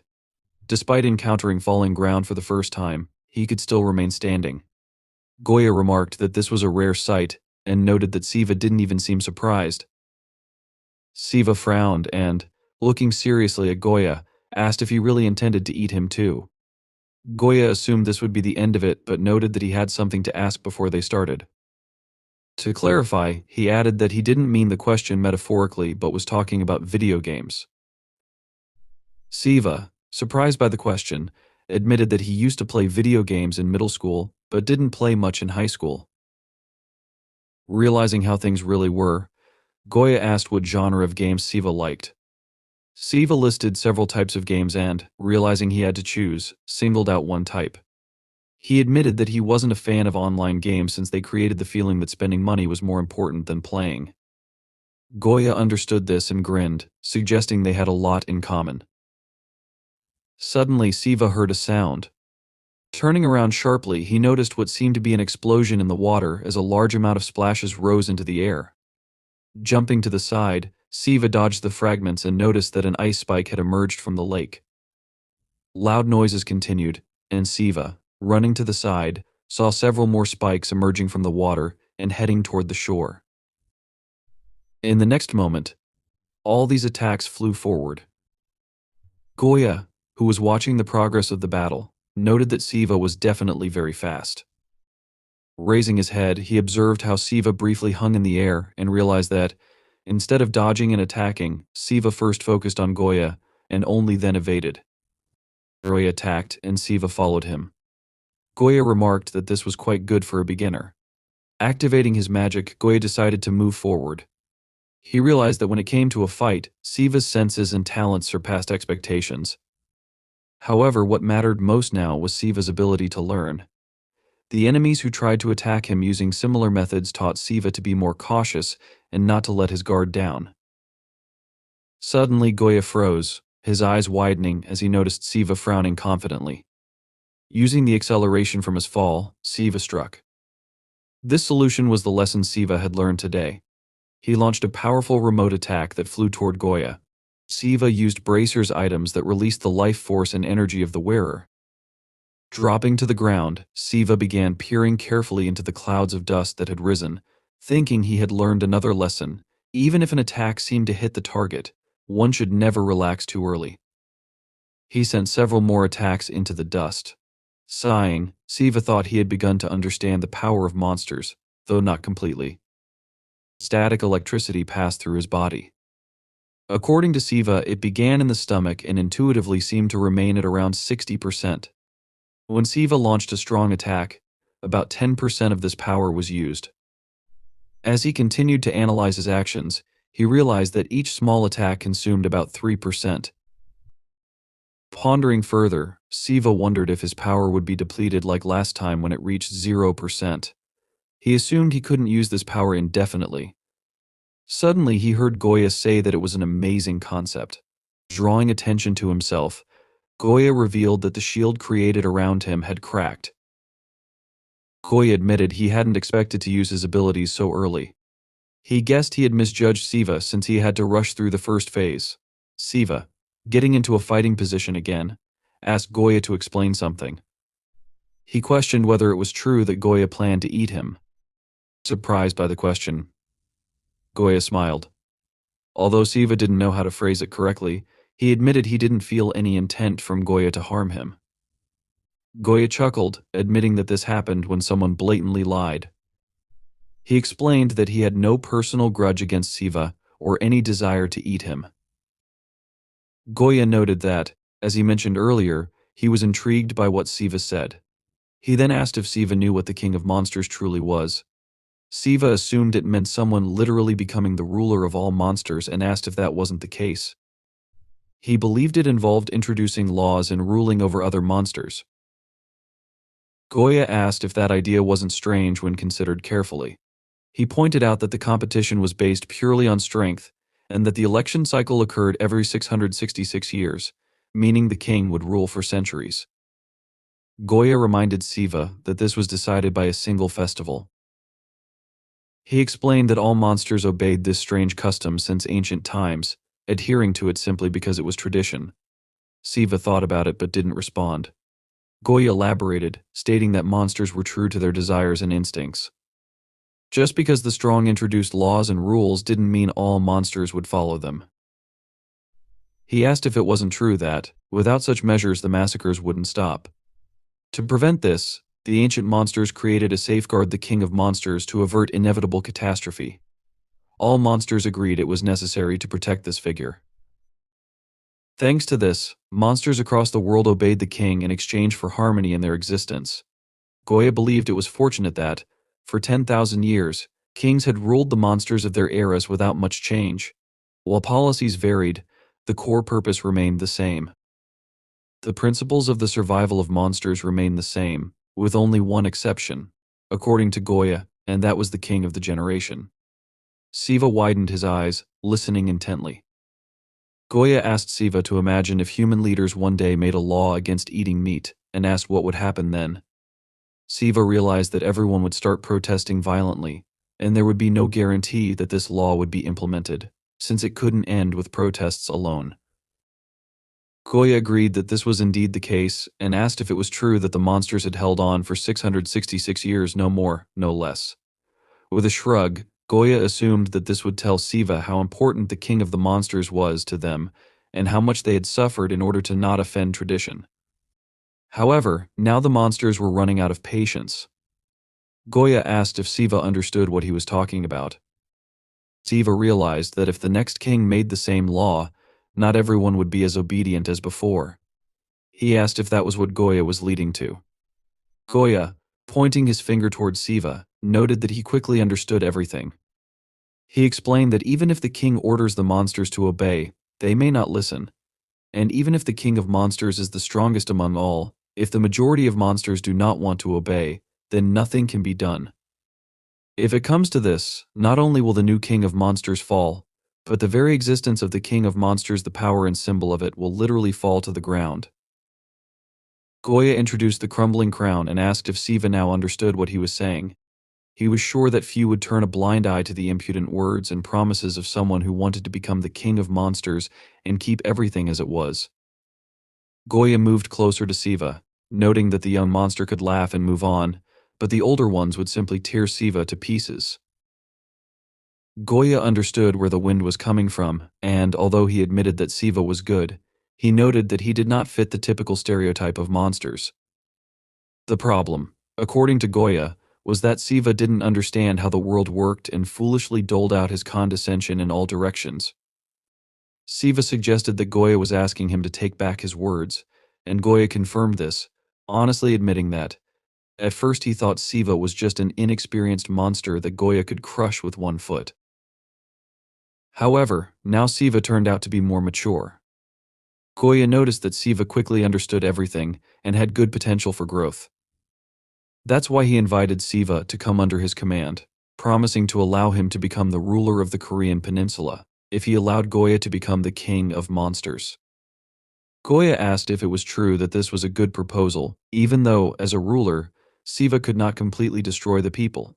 He could leave a few who would be close to Siva, but Siva, without immediately agreeing, asked how strong Goya was. Siva noted that Goya was convinced that he would become a king, but wasn't sure whether Goya had objectively assessed himself. Goya was surprised by this question and admitted that he couldn't say he was the strongest on the peninsula, but explained that, among the representatives, there was no one stronger than him since there was still an age limit. Siva thought for a moment and finally agreed, extending his hand toward Goya, deciding that he would accept the offer if it meant he could protect the people around him. Goya shook Siva's hand and smiled, noting that he thought Siva didn't disappoint. He was sure that Siva did everything right. Siva, seriously, said that he wouldn't feel guilty and activated his magic. Goya frowned, sensing this, and Siva warned that it was Goya who broke the trust between them since he pretended to shake hands, deceived Siva, and attacked first. As far as Siva understood, this was Goya's method. Now, grabbing Goya by the clothes, Siva used a different type of goblin fighting technique, which was completely different from what Siva had shown before. He used all 60% of the remaining energy, leaving very little, squeezing out all his strength. Siva did this not reflexively, but with cold calculation. For the first time, he implemented the technique with full confidence and intelligence.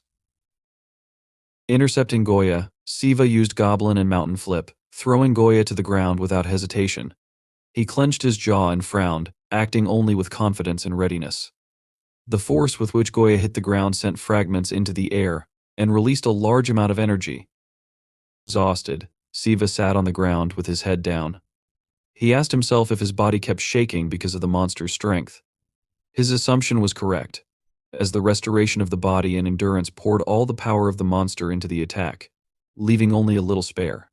Now that he had run out of resources, he could not continue the fight. He stood on his knee.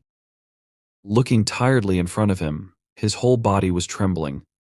Siva glared ahead with anger, frowning his eyebrows.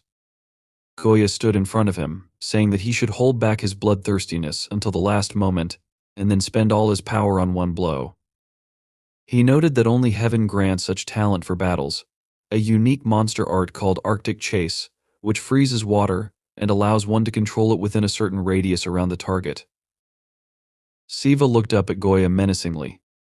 He tried to lean on the ground with his trembling hands and continued, saying that if the difference in the basic strength of the monsters between them were even a little less, maybe Goya would have eaten him.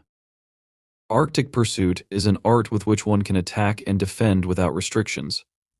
Goya stood, half of his body frozen, the frozen part cracked. He then looked down at Siva and asked what his last words would be. Siva answered him, nothing special after that. He began to say that even if he had a will, he wouldn't read it to him. Since Goya rushed at him with the thought of killing and devouring him from the very beginning, Siva had been preparing for that. He added that such a fate could await him too. Then he added, besides, I'm not finished yet. Goya looked at him in surprise. Siva was able to get to his feet and took a fighting stance. He confidently said that if Goya wanted him to beg for his life or something like that, then he thought it was too early. His eyes were still burning brightly, and he was waiting for his opponent to show a weak spot so that he could strike at the right moment, or perhaps the fighting spirit of the goblin was awakening in him, something he hadn't suspected before. Goya looked at him with a smile on his face and said that he spoke well. After that, he regretted that he only had enough strength to stand. Siva looked at him from under his brows, frowning. Goya extended his hand in front of him, telling him okay, and then patted Siva on the shoulder with a wide, good-natured smile, saying that he had passed. Siva looked at him with wide eyes in bewilderment. Goya continued, smiling, and explained that it was true. He noticed that Siva did not disappoint him, even at the very end. He said that he was just so inspired. Siva asked him to stop, then asked again, "Did I pass after that?" In bewilderment, he rudely asked, "What else does this mean?" Goya continued to smile widely and explained that he just wanted to see if Siva was worth rooting for or not. He then asked, "What's the point of rooting for a fool who has no chance of becoming the king of monsters?" Siva moved back from him in surprise and asked, "Should I root for him?" He then noticed that Goya had just explained why he couldn't be the king of monsters. Siva asked, "Isn't that the case?" Goya confirmed this and said that everyone wanted to see who would become the new king, but they weren't as eager for the Night of Monsters. He explained that he didn't like the noise from monsters since childhood, because everyone tears each other to shreds and growls for no reason. He told Siva that he never understood why everyone behaved as if it were normal and necessary. Looking around, Goya said that compared to that world, this place was very calm and quiet. Although it seemed to him that people lived very chaotically, they could at least choose how they wanted to live. After that, he asked Siva, "Is this so?" He continued, saying that in addition to all this, people like that they know what to do when bored. He began to list manga, games, novels, films. He called all these useless things that do not exist in the monster world. However, with a smile on his face, he spread his hands in different directions and said that monsters liked these useless things more than eating people. He noted that if it happens that the human world can no longer do this, it would be a tragedy for them. Siva tensed his jaw, looking worriedly ahead, thinking that Goya was speaking in the plural. He asked himself, "Does this mean that there are other monsters who think like that?" He then asked, "So me?" After that, Siva said that he understood what Goya meant. However, he noticed that there was still no need to root for him. Goya smiled and interrupted, saying that the problem was that the Korean peninsula had every chance of winning, but whether he would become king or not, there was one issue.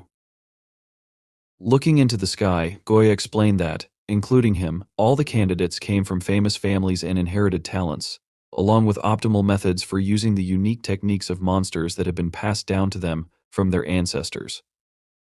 There were even unique techniques of monsters of similar strength. He said that the one who had a manual for using practices proven over thousands of years would be stronger by definition. He raised his index finger and asked, "People have the expression born with a golden spoon in their mouth. Is this true?" After that, he explained that it was the same here. Siva exhaled heavily, looking at him seriously, and asked, "Do you want to say that a family is like a conglomerate?" Goya, with a slight smile on his face, repeated after Siva. Pressure then noticed what a cute expression Siva had. He adjusted his expression slightly, saying that in fact, it was more like being pressed into the ground until one died. He explained that as soon as a child shows a grain of talent, the whole family clings to him and shouts that he must become the next king of the monsters. He further explained that it didn't matter whether the child wanted it or not. Once he became a representative of the family, they forcefully placed a yoke on him, a yoke to work for the sake of others' interests and desires. After that, Goya said that if he opposed this, he would be sent to the very bottom or killed, so others would be discouraged. As he said these words, he placed his palm to his neck, making a sharp movement near it. Siva, looking at the ground with a frustrated expression on his face, understood that Goya wasn't a person. However, when the whole family turns away from you and becomes your enemy, it is cruel. After that, Goya extended his index finger towards Siva, winked at him with a wide smile on his face, and shouted that he was different. Then he shouted that his talent was inherited from a famous bloodline, but at the same time, he was not tied to a family or clan. He had his own will and motive to become the king of monsters. Siva looked at him in confusion as Goya brought his happy expression closer, saying that he could do it. After this, Goya interrupted himself and said that he should. Siva pulled away in confusion from the approaching Goya, then asked him to stop and wait. Just then, a massive bird flew overhead. Siva said that he understood what Goya was talking about, but he asked for time to think. When he said this, he put his hands in front of him, and walking back, said that everything was happening so suddenly. After this, With a sharp movement of her bird's paw with claws, Somi, in the guise of a huge demonic bird, began to land on Goya. At this time Goya, with a smile on his face, said that from his point of view, everything was accurate. With a sharp movement of her paw, Somi grabbed Goya by the head, and then, furiously clenching her jaw, squeezed his head with her huge claws. Siva looked at this in horror, opening his mouth and eyes wide. Then, Somi, with a sharp movement of her paws, threw Goya many meters into the distance. The throw was so strong that, like a ball bouncing on the ground, Goya flew into the distance, piercing a tree with a loud explosion. Somi landed on the ground and waved her wings menacingly in front of her. She used a unique monster art called the First Wind. Siva, putting his hand out in front of him cautiously, asked her to stop. Somi, at that moment, directed many of her pointed feathers, which looked like arrows, in the direction where she had recently thrown Goya. Siva, looking to the side in surprise, began to approach Somi. She told him that everything was fine and that there wouldn't even be a scratch on her. After that, looking into the deep forest, where many trees had been broken, she said that it seemed to her that Goya had dived somewhere far away, because she knew that now a curse would come to him. Siva asked her again, dived he then asked in bewilderment, who is he even?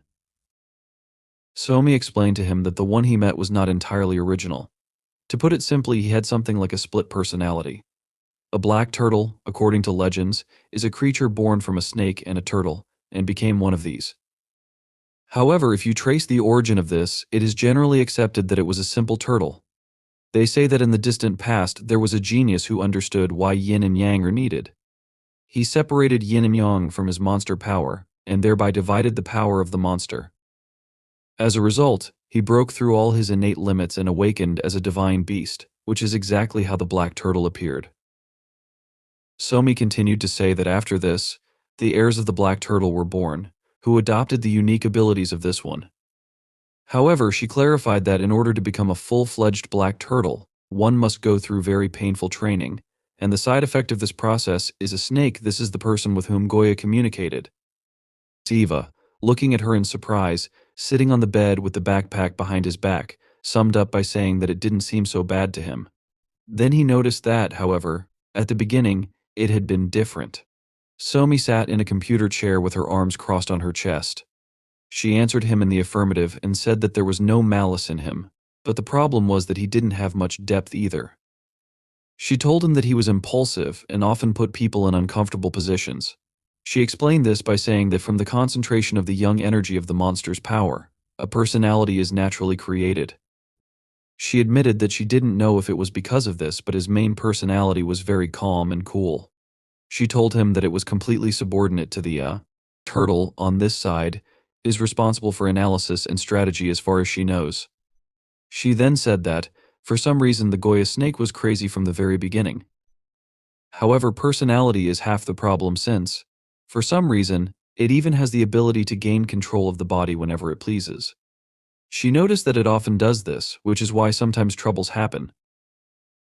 Heavily exhaling the air from her lungs, she rose from the chair and said that this is why, even when he was chosen as a representative of the family, many were against it, calling him half a turtle and similar things.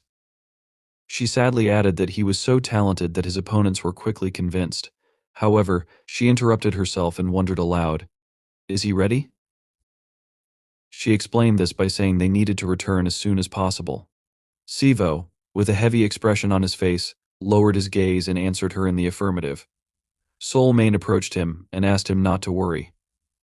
She explained to him that all this was not his fault and that, even if they were reprimanded for being late, it would not affect him in any way. Sivo told her that he was not worried about that. Instead, he drew attention to the broken veranda that had been damaged during the battle with the monster. He told her that they had been gone for a month, so his mother would be very nervous when she saw it. Soulmane looked at this with a smile on her face. A voice from the side asked them not to worry about it. Sivo and Soulmane turned in surprise toward the voice. It belonged to an old man who, while entering the apartment and combing his beard, said that tomorrow everything would be restored. He explained that they had people responsible for such things. After that, looking carefully at Solmi, he ordered her to go first. He explained his order by saying that he needed to tell Sivo something in private. Solmi, confused, put her hands in front of her and began to speak loudly about how everything was her fault. She quickly explained that it happened because of her miscalculation. Bai emotionlessly confirmed this, saying he already knew. He added that she simply did not need to be there, as the three of them had something to discuss. Sivo and Solmain looked at him in surprise and asked again, the three of them. Bai looked behind himself and said that he knew such sudden visits were rude, but he needed to shake one more hand. Selfa entered the room and, looking around, said, "This is how people live." Holding her hands behind her back, she inspected the closet and noted that it was not bad. Then she observed that there wasn't enough space, but it was cozy in its own way. Sivo turned his head from side to side in confusion and asked if she had received permission to enter. She answered negatively, adding that she was unlucky, as she wasn't allowed a 12-hour visit every 6 months. She explained that she wasn't going to go out into the human world, where she had to hide from view. Looking emotionlessly at Sivo, she said that she was simply dragged out here. Annoyed, she told him that the old man said he would explain everything if she followed him. She then asked, "Maybe it's worth starting already?" Bai answered in the affirmative, and, stroking his beard, said he needed to share what happened that night. He began his story by saying that, when it got dark in Kocho, that is, in Seoul, about 50 crackers appeared. They obeyed someone and attacked people on the street. After dealing with them, he managed to find out that the control method was very crude and the attacker hadn't removed traces of themselves. He explained that this is why he thought the trick was meant to lure out Solmain and target Sivo.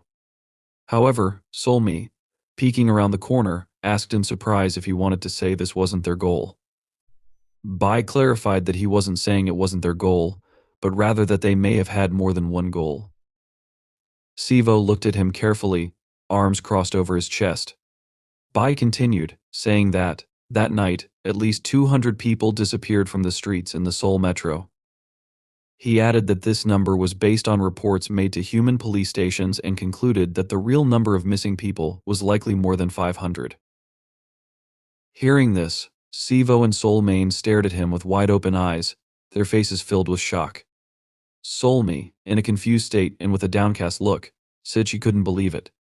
She concluded that this meant it wasn't just one or two individuals. She assumed there must be a group of at least 5 people involved. She noted that if they worked hard on a list of suspects, they could solve it. Bai interrupted her reasoning, saying she was right. He added that, if the perpetrator was from the Korean peninsula, they would easily find them. However, looking to the side, he mentioned that traces at the crime scene pointed to an unpleasant conclusion. Bai stated it was impossible to accurately count the monsters that came from other regions. He added that, in their native places, they would have been caught immediately, so they decided to act here instead. Bai clarified that if they did not find and punish the invaders as soon as possible, they would start hunting people in Korea, where it would be much more difficult to catch them. He emphasized that this needed to be resolved quickly, or the situation would worsen. Sawa looked at him in shock, her mouth slightly open. She said, "That's why." Bai confidently responded that he needed a monster with the will and ability to protect the human world. He added that they needed all the help they could get. Turning to the boy, he revealed that he wanted to make an offer to the two of them. He explained that they knew they had to take an exam this month, and if they agreed, he would change the format of the exam. Sivo and Sawa listened attentively as Bai continued. He stated that their task was to find and kill those who had invaded the Korean peninsula as soon as possible. Saying this, he looked at them from under his brows, his frowning eyebrows shadowing his glowing, bright, magical purple eyes. He confidently declared that this would be their test. Meanwhile, Yashin walked along the morning city street with his head down, hands in his pockets. There were large bruises under his eyes, as he had not slept all night. He thought to himself that he shouldn't have let the main character go like that. Feeling remorseful, he decided he had behaved like a coward. With a gloomy expression, he reflected that if the scoundrel didn't return, it would be entirely his fault. Realizing he needed to take preventive measures, someone approached him and mentioned that his phone was turned off. It was Sivo. who, with a hysterical smile on his face and scratching the back of his head, acknowledged that he knew Yashin would be going to school. He asked if Yashin had a minute and explained that a lot had changed since their conversation yesterday. Sometime later, sitting in a cafe, Yashin, in furious bewilderment, asked Sivo, "What?" Turning to him, he loudly questioned if he had gone crazy. The cafe worker and other visitors turned to look at them in confusion. The main character, trying to de-escalate, asked Yashin to be quieter. He explained that he wasn't going crazy. Turning to the cafe patrons with a smile, he apologized for the outburst. Holding a glass of his drink with one finger, he said the conditions weren't bad. He then asked Yashin if it was true that he could remain here and not in the world of monsters. He added that this way, neither Yashin nor his mother would need to worry about him. Yashin, heavily lowering his head into his hand, asked if Sivo even knew what class he belonged to. Sivo responded by asking how Yashin knew about class distinctions. Yashin noticed that Sivo had only found out yesterday that he was, in principle, a monster. Yashin then said, "Shinryan Kyu." The main character looked at him in surprise as he said this while sipping his drink. Sivo asked what kind of name that was, adding that it was the first time he had heard it. Still, he admitted that the name gave him goosebumps and seemed mysterious.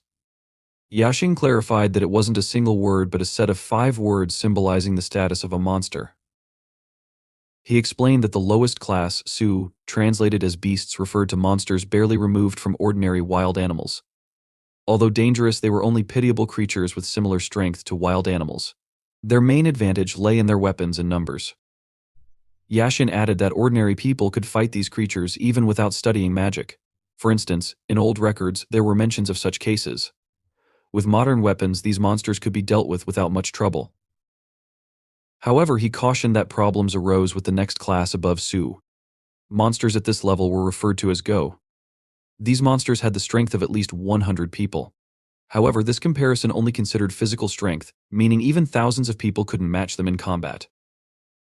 The main character, his eyes wide with fear, asked what the other 3 classes were if these were the 2 lowest. Yashin ominously replied, "Catastrophic power." Looking into the glass in his hand, he admitted that he couldn't provide exact details as he had never encountered such beings. He clarified that Ki-class monsters were feared to be 10 times stronger than Go-class monsters. Such creatures could destroy a small city in a single night, turning it into a branch of hell on earth. Yashin explained that in a city like Seoul, their devastation could span entire districts.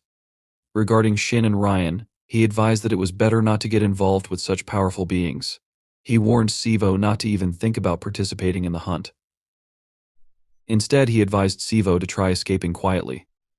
If that didn't work, Yashin urged him to call for help or hide at his house. Pointing his finger at himself, he said that if these were really the monsters that invaded Korea, then they were ready to fight the local monsters or shamans like him. He further added that he did not know exactly how many of these monsters there were, but everything would be fine if they were K-class. The main character, looking uncertainly ahead, turned to Yashin and asked what he thought about the monster that had taken the form of a snake. What class did he belong to? Yashin answered that the monster was small. He then noted that it was unlikely to be of Su class, but definitely not K class. He concluded that it was average, meaning it was of the Go class. After that, he mentioned that the corpse the monster controlled had much more powerful energy. He said that if they had managed to deal with even half the power of that creature, they wouldn't be sitting here now. He understood there was a reason why the monster had used it to distract attention. He went on to say that if he understood the situation correctly, that vile man was almost SW, perhaps referring to something specific. Turning to the main character, he pointed his finger at him and stated that his current status as a monster was lower than his own. At best, he was an average or even a lower Go class. Yashin menacingly suggested that he was either a goblin or simply trying to boast. He clarified that this was the truth and advised him not to get involved in situations he couldn't handle. Siva listened with his head down, remaining silent. Yashin continued speaking, his tone growing sharper as he emphasized how important it was to soberly assess one's situation. He called him a fool. While speaking, Yashin thought he wasn't being strict enough but understood he needed to hammer the point home to ensure nothing reckless came to Siva's mind. Siva tried hesitantly to respond, but Yashin loudly interrupted, asking him to speak louder. The main character raised his eyes and, with a determined expression, said that if he encountered that monster again, he was 100% sure he could defeat it. Yashin looked at him in bewilderment. The main character, now wearing a triumphant look, reiterated that if he hadn't been there before, he wouldn't have had a chance to make a sound. However, he admitted that much had changed since then. He talked about how he now understood how the power of monsters worked, and had learned a bit about how to fight. Yashin pierced him with his gaze, thinking he was a fool, and that such reckless thinking would destroy him one day. Sometime later, Cheryl looked at Yashin in surprise as he stood up from his chair. She asked if he was heading to school. Glancing at the screen of his phone, he noted it was already time. However, Yashin replied negatively, explaining he wouldn't go to school today and that it seemed unlikely he could figure things out on his own.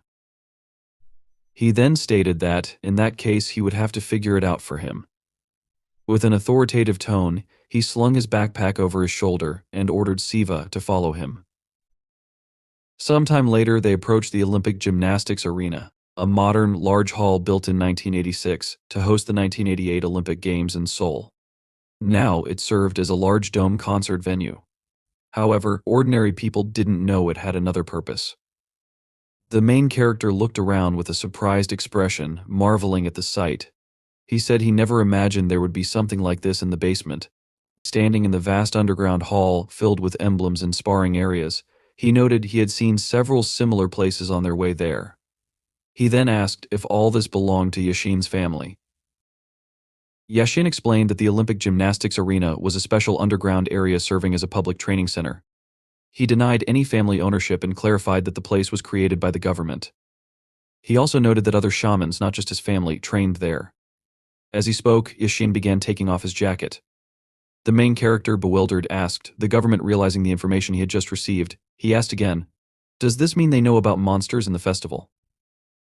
Yashin, looking grim, explained that since ancient times, people with power safeguarded the abilities of shamans. He suggested that perhaps the first shamans created the concept of the state itself. Their ability to fight monsters was more valuable than anything else in the distant past. He added that 666 years ago, during the dawn of the Joseon dynasty, the threat of monsters diminished, but the Joseon family still organized a constellation hall for training shamans. His family continued to serve this tradition. Continuing to undress and loosen the tie around his neck, he spoke about how monsters, festivals, and such matters were recognized at a national level. However, this knowledge was a closely guarded secret, known to only a few elites. He also expressed frustration, saying it seemed some did not take the issue seriously enough. Finally, he turned to Siva, confidently asked if he was ready, and told him to attack. The main character hesitated, looking uncertainly at Yashin, who rolled up his sleeves. Shirt said that, as he had already mentioned, there were no restrictions or rules. He added that if he could hit him with any of his moves, then he wouldn't worry about fighting monsters. Sivu asked him if he would use a sword or dagger like he did yesterday. Yashin answered negatively, explaining that they could only fight under such conditions. He then mentioned that although shamans are different, most often they can show only half of their skills without weapons. He clarified that the situation was so serious that, no matter what, shamans couldn't part with their weapons. Looking from under his brows, he added, however, that he could fight a first-class monster without a weapon, and it would be easy for him. As blue magical energy began to emanate from Yashin, he started to approach Sivu. He told him that, in other words, if he could defeat him, it meant he was a monster of a higher class. He then asked Sivu if he understood this. Hurrying him up, Yashin reminded the main character that he had already told him to attack. Then he asked, "Isn't that so?" Sivu looked at him uncertainly with a confused expression. His legs were shaking, and a bead of sweat ran down his face. Yashin looked in surprise, his eyes wide open, as the main character suddenly jumped on him and raised his fist behind his back to strike. Sivu stretched out his other hand in front, trying to grab Yashin. However, Yashin, with a sharp movement of his hand, was able to repel the attack and then hit the main character in the jaw with his fist. The blow was so strong that Sivu staggered, turning his bruised face to the side. Yashin continued to counterattack, stepping forward with a sharp movement of his body. He delivered a roundhouse kick, sending the main character flying several meters into the distance. Sivu's body tore through the floor covering before slamming into the wall at the opposite end of the hall. Yashin didn't bother asking if he was okay, there was no point. He already knew everything the second he struck. He had seen Sivu's regeneration ability. Yashin looked ahead confidently. Drops of blood remained on the torn floor covering. The main character, with a bloody face and a bruised nose, called Yashin Amazing Yashin, wanted to save his friend by forcing him to pull himself together, which is why he didn't hold back.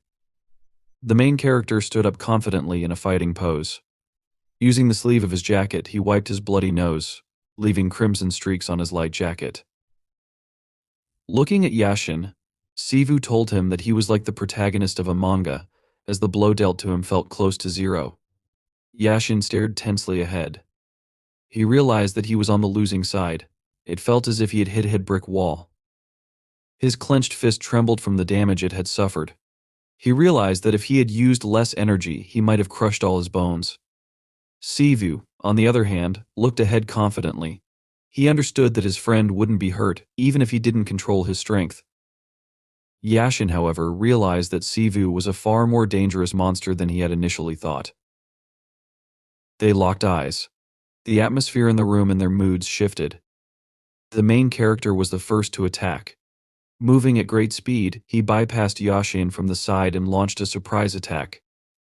He jumped on him, stretching his arms forward. Yashin, managing to turn toward him with a confident expression and furrowed brows, noticed that Sivu had become much faster than before. However, he understood that Sivu's attack style was still reckless. Before Yashin could finish his thought, Sivu grabbed his hand. Reacting quickly, Yashin kicked Sivu in the face with his knee. Yashin's eyes widened in surprise as the main character raised him above his head with a single hand. After this, Sivu cast a spell of temporary prohibition, channeling the energy of all created things. He commanded it to descend and become one. Yashin looked down in confusion, suspended in weightlessness. He clenched the fist that Sivu was holding above his head. Then, their hands separated. With a crushing blow, Yashin knocked Sivu several meters into the distance. Bright blue magical energy filled the entire space around them. Landing on the floor, Yashin stood surrounded by dust and steam, which rose due to the air shaken by the powerful blow. With a serious expression, he looked ahead, frowning menacingly as he turned to Sivu. Yashin asked him what he was holding. Then, he asked if it was what he thought it was. The main character hesitantly confirmed it. Clumps of dark matter, called the Goblin Club, appeared in his hand, glowing a bright red color. Looking at it with wide eyes and an open mouth, Sivu admitted that it was the first time he had summoned it of his own free will. However, something wasn't quite right. His overall condition was quite poor. As he looked at the Goblin Club he had created, he understood its implications. Regarding the physical endurance of the main character, everything was not so bad. However, after sighing, he realized that the problem lay in spiritual energy. The issue was that during the battle last night, Siva had spent approximately 93% of his spiritual energy. Usually this amount would be restored after a full day of rest, but in the human realm, the process could be delayed. While Siva was sleeping at home, the protagonist's current exhausted state ironically helped greatly when he pulled out the Goblin Club. Although Siva lacked control over his body, his consciousness and senses were heightened, allowing him to vividly remember the first time he used the Goblin Club. Suddenly distracting Siva from his thoughts, Yashin admitted that all of this was a little disappointing to him. He explained that he had read about Goblin Clubs in old documents. Now, he didn't know whether the documents had exaggerated the power of the weapon or whether the problem lay with the main character himself. However, Yashin still noted that, based on what he saw and felt, he was not particularly impressed with Siva. He didn't think the documents were wrong, though. As he said this, Yashin frowned warily, noticing Siva jump high into the air. Narrowing his eyes, Yashin observed closely as the main character added that he did not think he was superior to himself compared to last time. Magical energy began to emit from the Goblin Club, spreading far to the sides. As Siva swung it, striking with immense force, Yashin quickly put his hands out in front of him, using them as a shield. His own magic protected him from the attack. Yashin continued to closely observe Siva, paying attention to every movement and expression. Yashin realized that the protagonist was more powerful than he had imagined. However, he also understood that there was nothing here he could not defend against if he was in his enhanced state. Continuing to think about it, Yashin noted that the cost of stamina and energy per hit after a large jump would be quite high.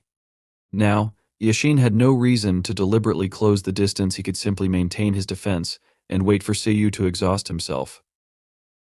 Suddenly distracted from his thoughts, Yashin opened his eyes wide in amazement as he noticed that Siu, having transformed the shape of the club so that it looked like long threads, stuck one end into the ceiling and hung on the resulting vine in the air.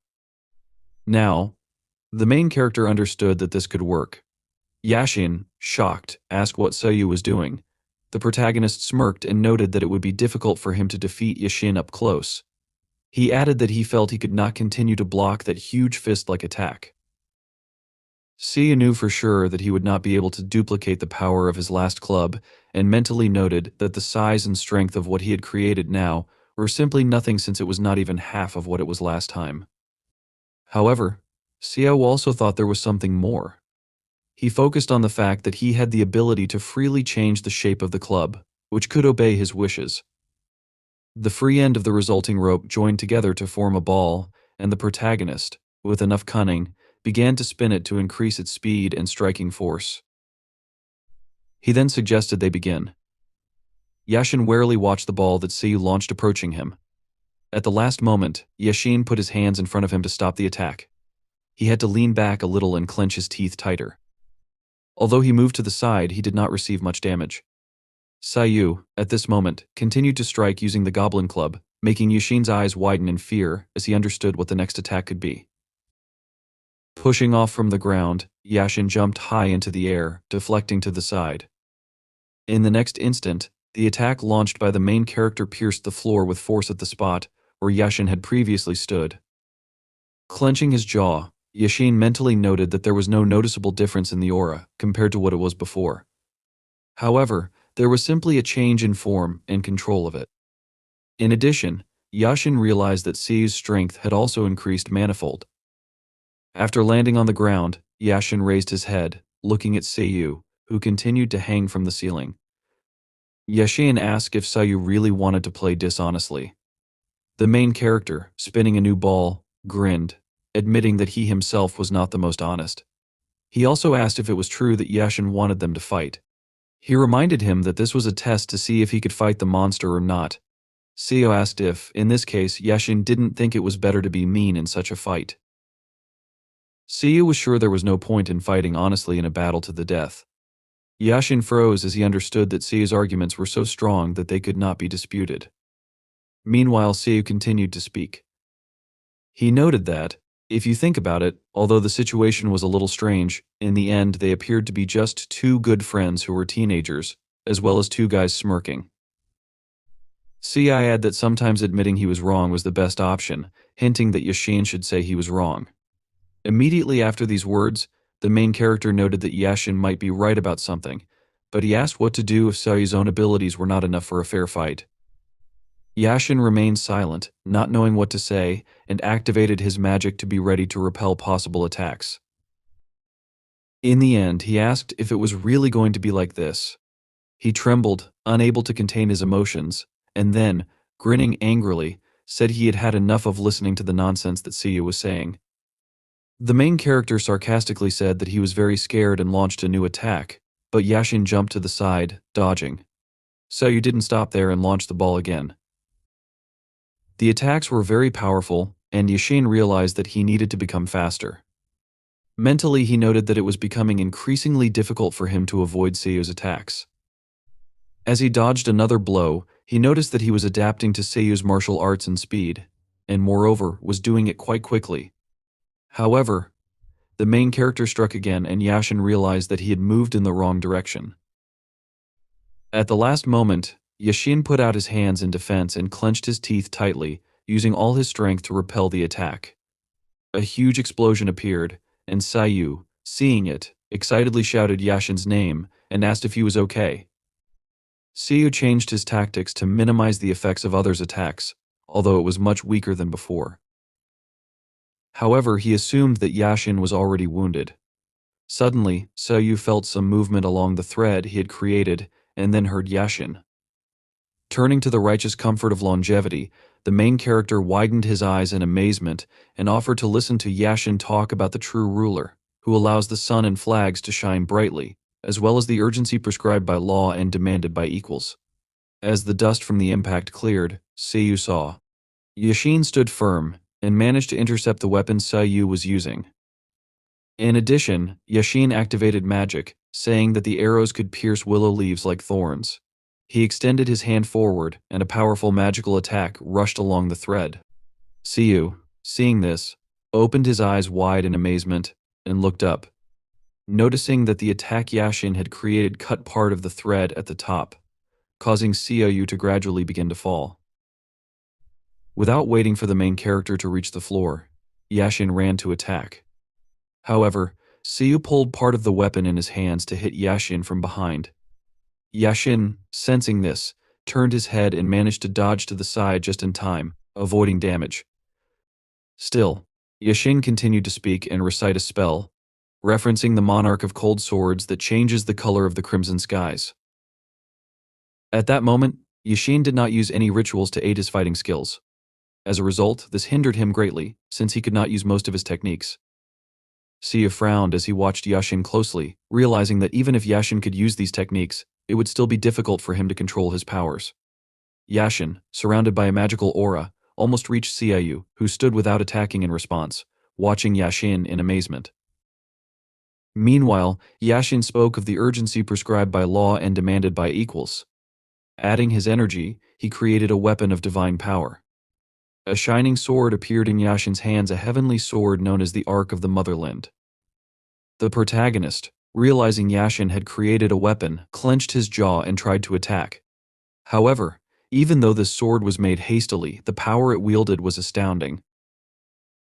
Both attacks, launched from different directions, collided. Very soon, Sayu was surprised to notice that his weapon was cut.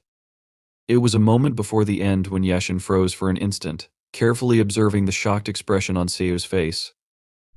Yashin hesitated because his friend stood before him. However, pressing his lips tighter, he still decided to bring everything to an end precisely because his friend stood in front of him. Despite the destruction of the Goblin's club, Siu was not ready to give up. Frowning, he clenched his palm into a fist to strike. At the same time, Yashin swung his sword. But in the next moment, he froze in amazement as he saw the sword begin to dissipate before reaching Siu's body. Before Yashin could ask anything, Siu's fist suddenly flew into his face. Yashin stumbled back a little and fell to the floor. The main character, bewildered, asked what had happened. The goblin's magic gradually began to dissipate, and Siu asked why Yashin had spared him. He noted that he would have recovered quickly even if Yashin had killed him. Yashin explained that it wasn't about sparing him. Lying on his back, he said he had used all his power in the Ark of Exorcism. If the enemy had been a monster, it would not have been able to withstand the blow, no matter how strong it was, even at the chi level. Yashin compared it to how Sayu's club had shattered and explained that his technique could recognize beings similar to Sayu beings who were different. The main character did not reply to this. Yashin, cursing softly, called Sayu kindly and looked at the ceiling, unable to hold back the tears that suddenly welled up in his eyes. A little later, as they walked outside, Yashin kept his head down, looking at his feet. Finally turning to Sayu, who was walking beside him, he asked the main character to say at least something. Yashin admitted he was very annoyed when Sayu was so quiet next to him. Sayu, startled by Yashin's sudden outburst, twitched nervously. Finally, he asked if Yashin's nose hurt much. He wanted to say something about what would happen if a scar remained, but Yashin interrupted him. Yashin announced that there would be no scar, explaining that although he didn't have the powerful body of a monster, he had worked hard. His body could heal broken bones and torn skin in a day. Touching his bandaged nose with a finger, Yashin realized something and asked if it was true that Siu had restrained his powers right before the blow. He noted that the moment Siu realized Yashin's attack wouldn't work, he weakened the blow. If he hadn't, Yashin's nose would have been destroyed. Sighing, Yashin admitted that Siu had potential and told him he could run around the city and catch monsters if he wanted to. Yashin told him to do as he saw fit. Siu thanked him for his understanding. However, Before Siu could finish speaking, Yashin admitted there was something he still didn't understand. Yashin explained that he had acted this way because he had made a promise. Finally, he handed Siu 3 vessels attached to a ring. Siu, surprised, noted that they looked like pumpkins. Yashin confirmed this and explained that they were consumables disposable bombs. To activate these bombs, Yashin said, one only needed to hold them in their hands. Yashin quickly and confidently explained to Siu that if he was in a hurry, he could simply throw the pumpkin on the ground to activate it. He added that all Siu had to do was hold it in his hands, and the magic inside the pumpkin would be activated. Yashin advised Siu to use the pumpkins when he was in danger and warned him not to break several pumpkins at once, even if he wanted to use multiple simultaneously. Siu thanked him for this but excitedly asked if he could truly accept the 3 pumpkins. He noted that they contained Yashin's energy and asked if that wasn't the case. He remarked that the amount of energy stored inside was immense and admitted that he hadn't thought such items would be easy to make. Yashin froze in shock upon hearing this and asked how Siu knew. He assumed that Siu must have seen it before, but Siu explained that wasn't the case. Touching one of the pumpkins with his hand, Siu admitted that, while holding it, he could feel the same energy Yashin had used in their battle. He imagined Yashin during the moment of attack, and added that much of that energy was now stored inside the pumpkins. The main character's observation turned out to be correct. Inside the pumpkins were 3 differently colored streams of energy. The pumpkins were a type of storage Dharma weapon, primarily used by Yashin's family. During his free moments, Yashin poured his energy into the specially processed pumpkins, which could then be used in critical situations to perform magic. The energy inside these pumpkins could help the bearer cast spells that would otherwise be too difficult to concentrate. Yashin, still unable to process his emotions, recalled that the purpose of processing the pumpkins was to seal energy. However, it was nearly impossible to look inside or determine how much energy was stored and of what type. Trying to find an explanation for what had just happened, Yashin asked Siu to show him his hand. Siu, surprised by the request, asked why it was necessary. Assuming there was something in his palm, he extended his hand toward Yashin even before receiving an answer. It was said that a person's destiny could be read from the length and shape of their palm, though this was often untrue. However, some insights could still be gleaned. Bending over Siu's palm, Yashin carefully observed it and realized that Siu possessed not only the predisposition but the embodiment of talent. Yashin trembled, his eyes wide, and released the protagonist's hand. He understood that this level of talent was akin to a spiritual person, a master, or a guru, similar to a shaman. Although Yashin wasn't entirely certain, he realized that the 3 colored streams visible during their fight meant something significant. This revelation was enough for him to draw a conclusion. Seeing Yashin's stunned state, Siu asked in bewilderment what was going on. Ignoring the question, Yashin thought about reporting this to his father. But he abandoned the idea, deciding he could handle it himself without needing anyone's permission. Siu, still confused, looked at Yashin, who continued to process the revelation. Yashin concluded that Siu's talent was so immense that, even if he were accepted as a student from the street, no one would oppose it. He hoped it wasn't too late. Although they couldn't hide the fact that Siu was a monster, he was also half human, with a strong will. Covering his mouth with his hand, Yashin ordered himself not to think too much about it. He knew his comrades, whom he called stubborn idiots, would never accept this situation. They would likely misunderstand everything. Yashin admitted to himself that if it weren't for Siu's extraordinary talent, he wouldn't have looked at him so kindly. After all, Siu was a goblin with the talent of a shaman. For a moment, Yashin wondered what would have happened if he had discovered all this just 3 days earlier.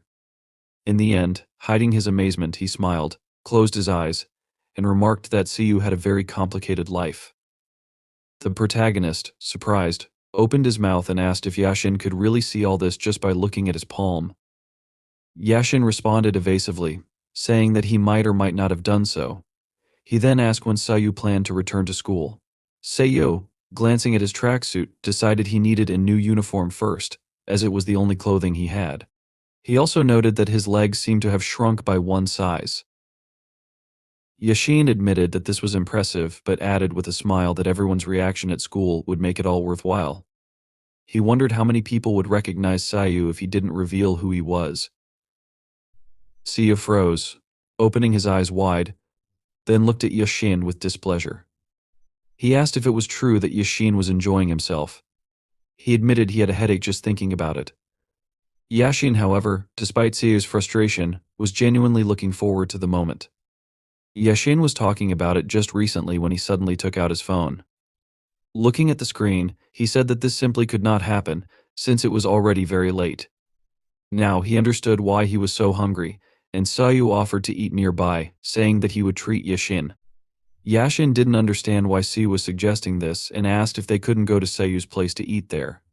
He recalled the kimchi fried rice Siu had made last time, and noted that it was delicious, especially when Siu added pork to it. Yashin added that he could buy meat at the supermarket, but Siu awkwardly looked a little to the side and admitted there were slight problems with this, since he now had a guest at home who was most likely sleeping. Yashin asked again, bewildered, and Siu confirmed this, adding that he needed to go somewhere after they had eaten. Yashin froze for a moment, then, drawing Siu's attention, he sighed and seriously said that he didn't need to force himself to say anything if he didn't want to. He recalled that he had told Siu to do whatever he wanted with the monsters and promised that he wouldn't pay attention to it. Assuming that Siu had something to do, Yashin decided he would just go, noting that Siu would treat him next time. He moved forward a little, but before leaving completely, he turned toward Siu and told him not to be sad, as if he had committed a crime. Yashin advised him to straighten his shoulders and walk confidently, no matter who he met, because he was more than strong enough to do so. Some time passed, and Siu, emerging from the tunnel, looked around. He noticed that this was a rather old area, and made this choice because the building seemed abandoned. He asked if he was in the right place. Just to be sure, Siu checked his phone and suddenly noticed a massive door ahead, hidden in the shadows. After reading the sign above the door, he saw the inscription House of the Rising Dark Moon. Siu asked in bewilderment what this meant, as he didn't understand the inscription, having only mastered HI at the second level. Suddenly, the door Siu had approached opened, and a guy came out, looking at Siu seriously. The main character realized that this was a monster and mentally noted that the monster was very strong. Without paying much attention to Siu, the guy simply walked past, and Siu looked after him in fear. Suddenly, someone else appeared on the threshold of the house, exclaiming in amazement upon noticing that a new guest had arrived. Siu looked in the direction of the voice and noticed Hungarian, who admitted that she was glad to see Siu. She introduced herself and announced that she was the head of the House of the Rising Dark Moon. Siu, having greeted her, introduced himself and added that someone had told him about this place yesterday and had given him the address, warning him to come here first. Hearing Siu's name, Hungarian was surprised, as she had already heard about him. She asked Siu to pass and pointed her hand toward the doorway. Siu walked inside and looked around. It wasn't dark inside, but rather a black fog enveloped everything. He frowned, looking around, but very soon, he came into an illuminated area and froze, his eyes widening in amazement as he noticed a spacious courtyard in front of him. Sometime later, Siu and Hungarian sat down at the table, and after pouring tea into cups, Hungarian asked Siu to try it. Siu thanked Hungarian for her hospitality, cupping his cup with his hands, and asked if they were not in Seoul. He noted that there were no houses on the horizon, and also added that the air and wind seemed very fresh. Hungarian confirmed everything, explaining that the House of the Rising Dark Moon was separated from the human world. She added that their home had stood on the edge of civilization for hundreds of years, and was therefore full of fresh air and energy. Hungarian suggested that Siu might not understand why this was needed, and, in case he was going to ask about it, she immediately clarified that it was a store offering various goods to help the inhabitants of the monster world adapt to the human world. Siu listened attentively, and then remembered how Babai had said that if Siu came to this place during the day, they would help him. Now, Siu was guessing what needed to be done if there was a monster store here. Snapping his fingers, Siu summoned a scroll, from which he took out a small box. He showed the contents to Hungarian and remembered that someone had told him this was currency from the monster world. He asked if he could use it here. Hungarian, looking closely, realized that it was a monster coin and said they could help Siu with everything, both with purchases and exchanges. Sia was surprised to hear about the exchange, and Hungarian confirmed this, explaining that there were monsters who worked in the human world and often exchanged coins for human money. She added that, at the current exchange rate in this nation, one monster coin was worth 3 million won. Siu's eyes widened in amazement as he thought about how much one coin from the world of monsters was worth. He wondered how much the total would be, since he had 40 coins in all. In the 17 years of the main character's life, he had never had more than 720,000 won. Distracting Siu from his thoughts, Hungarian closed her eyes, waved her hand, and asked if he wanted to look at the goods. Looking at the assistant who came closer, she asked him to show Siu their demonic spirit pill. The assistant agreed and opened a chest, revealing several containers inside. Hungarian explained that in front of Siu were the demonic spirit pills, which were the most popular items in their store. These pills accelerated the restoration of a monster's strength. Siu leaned forward a little to take a closer look at the contents of the chest.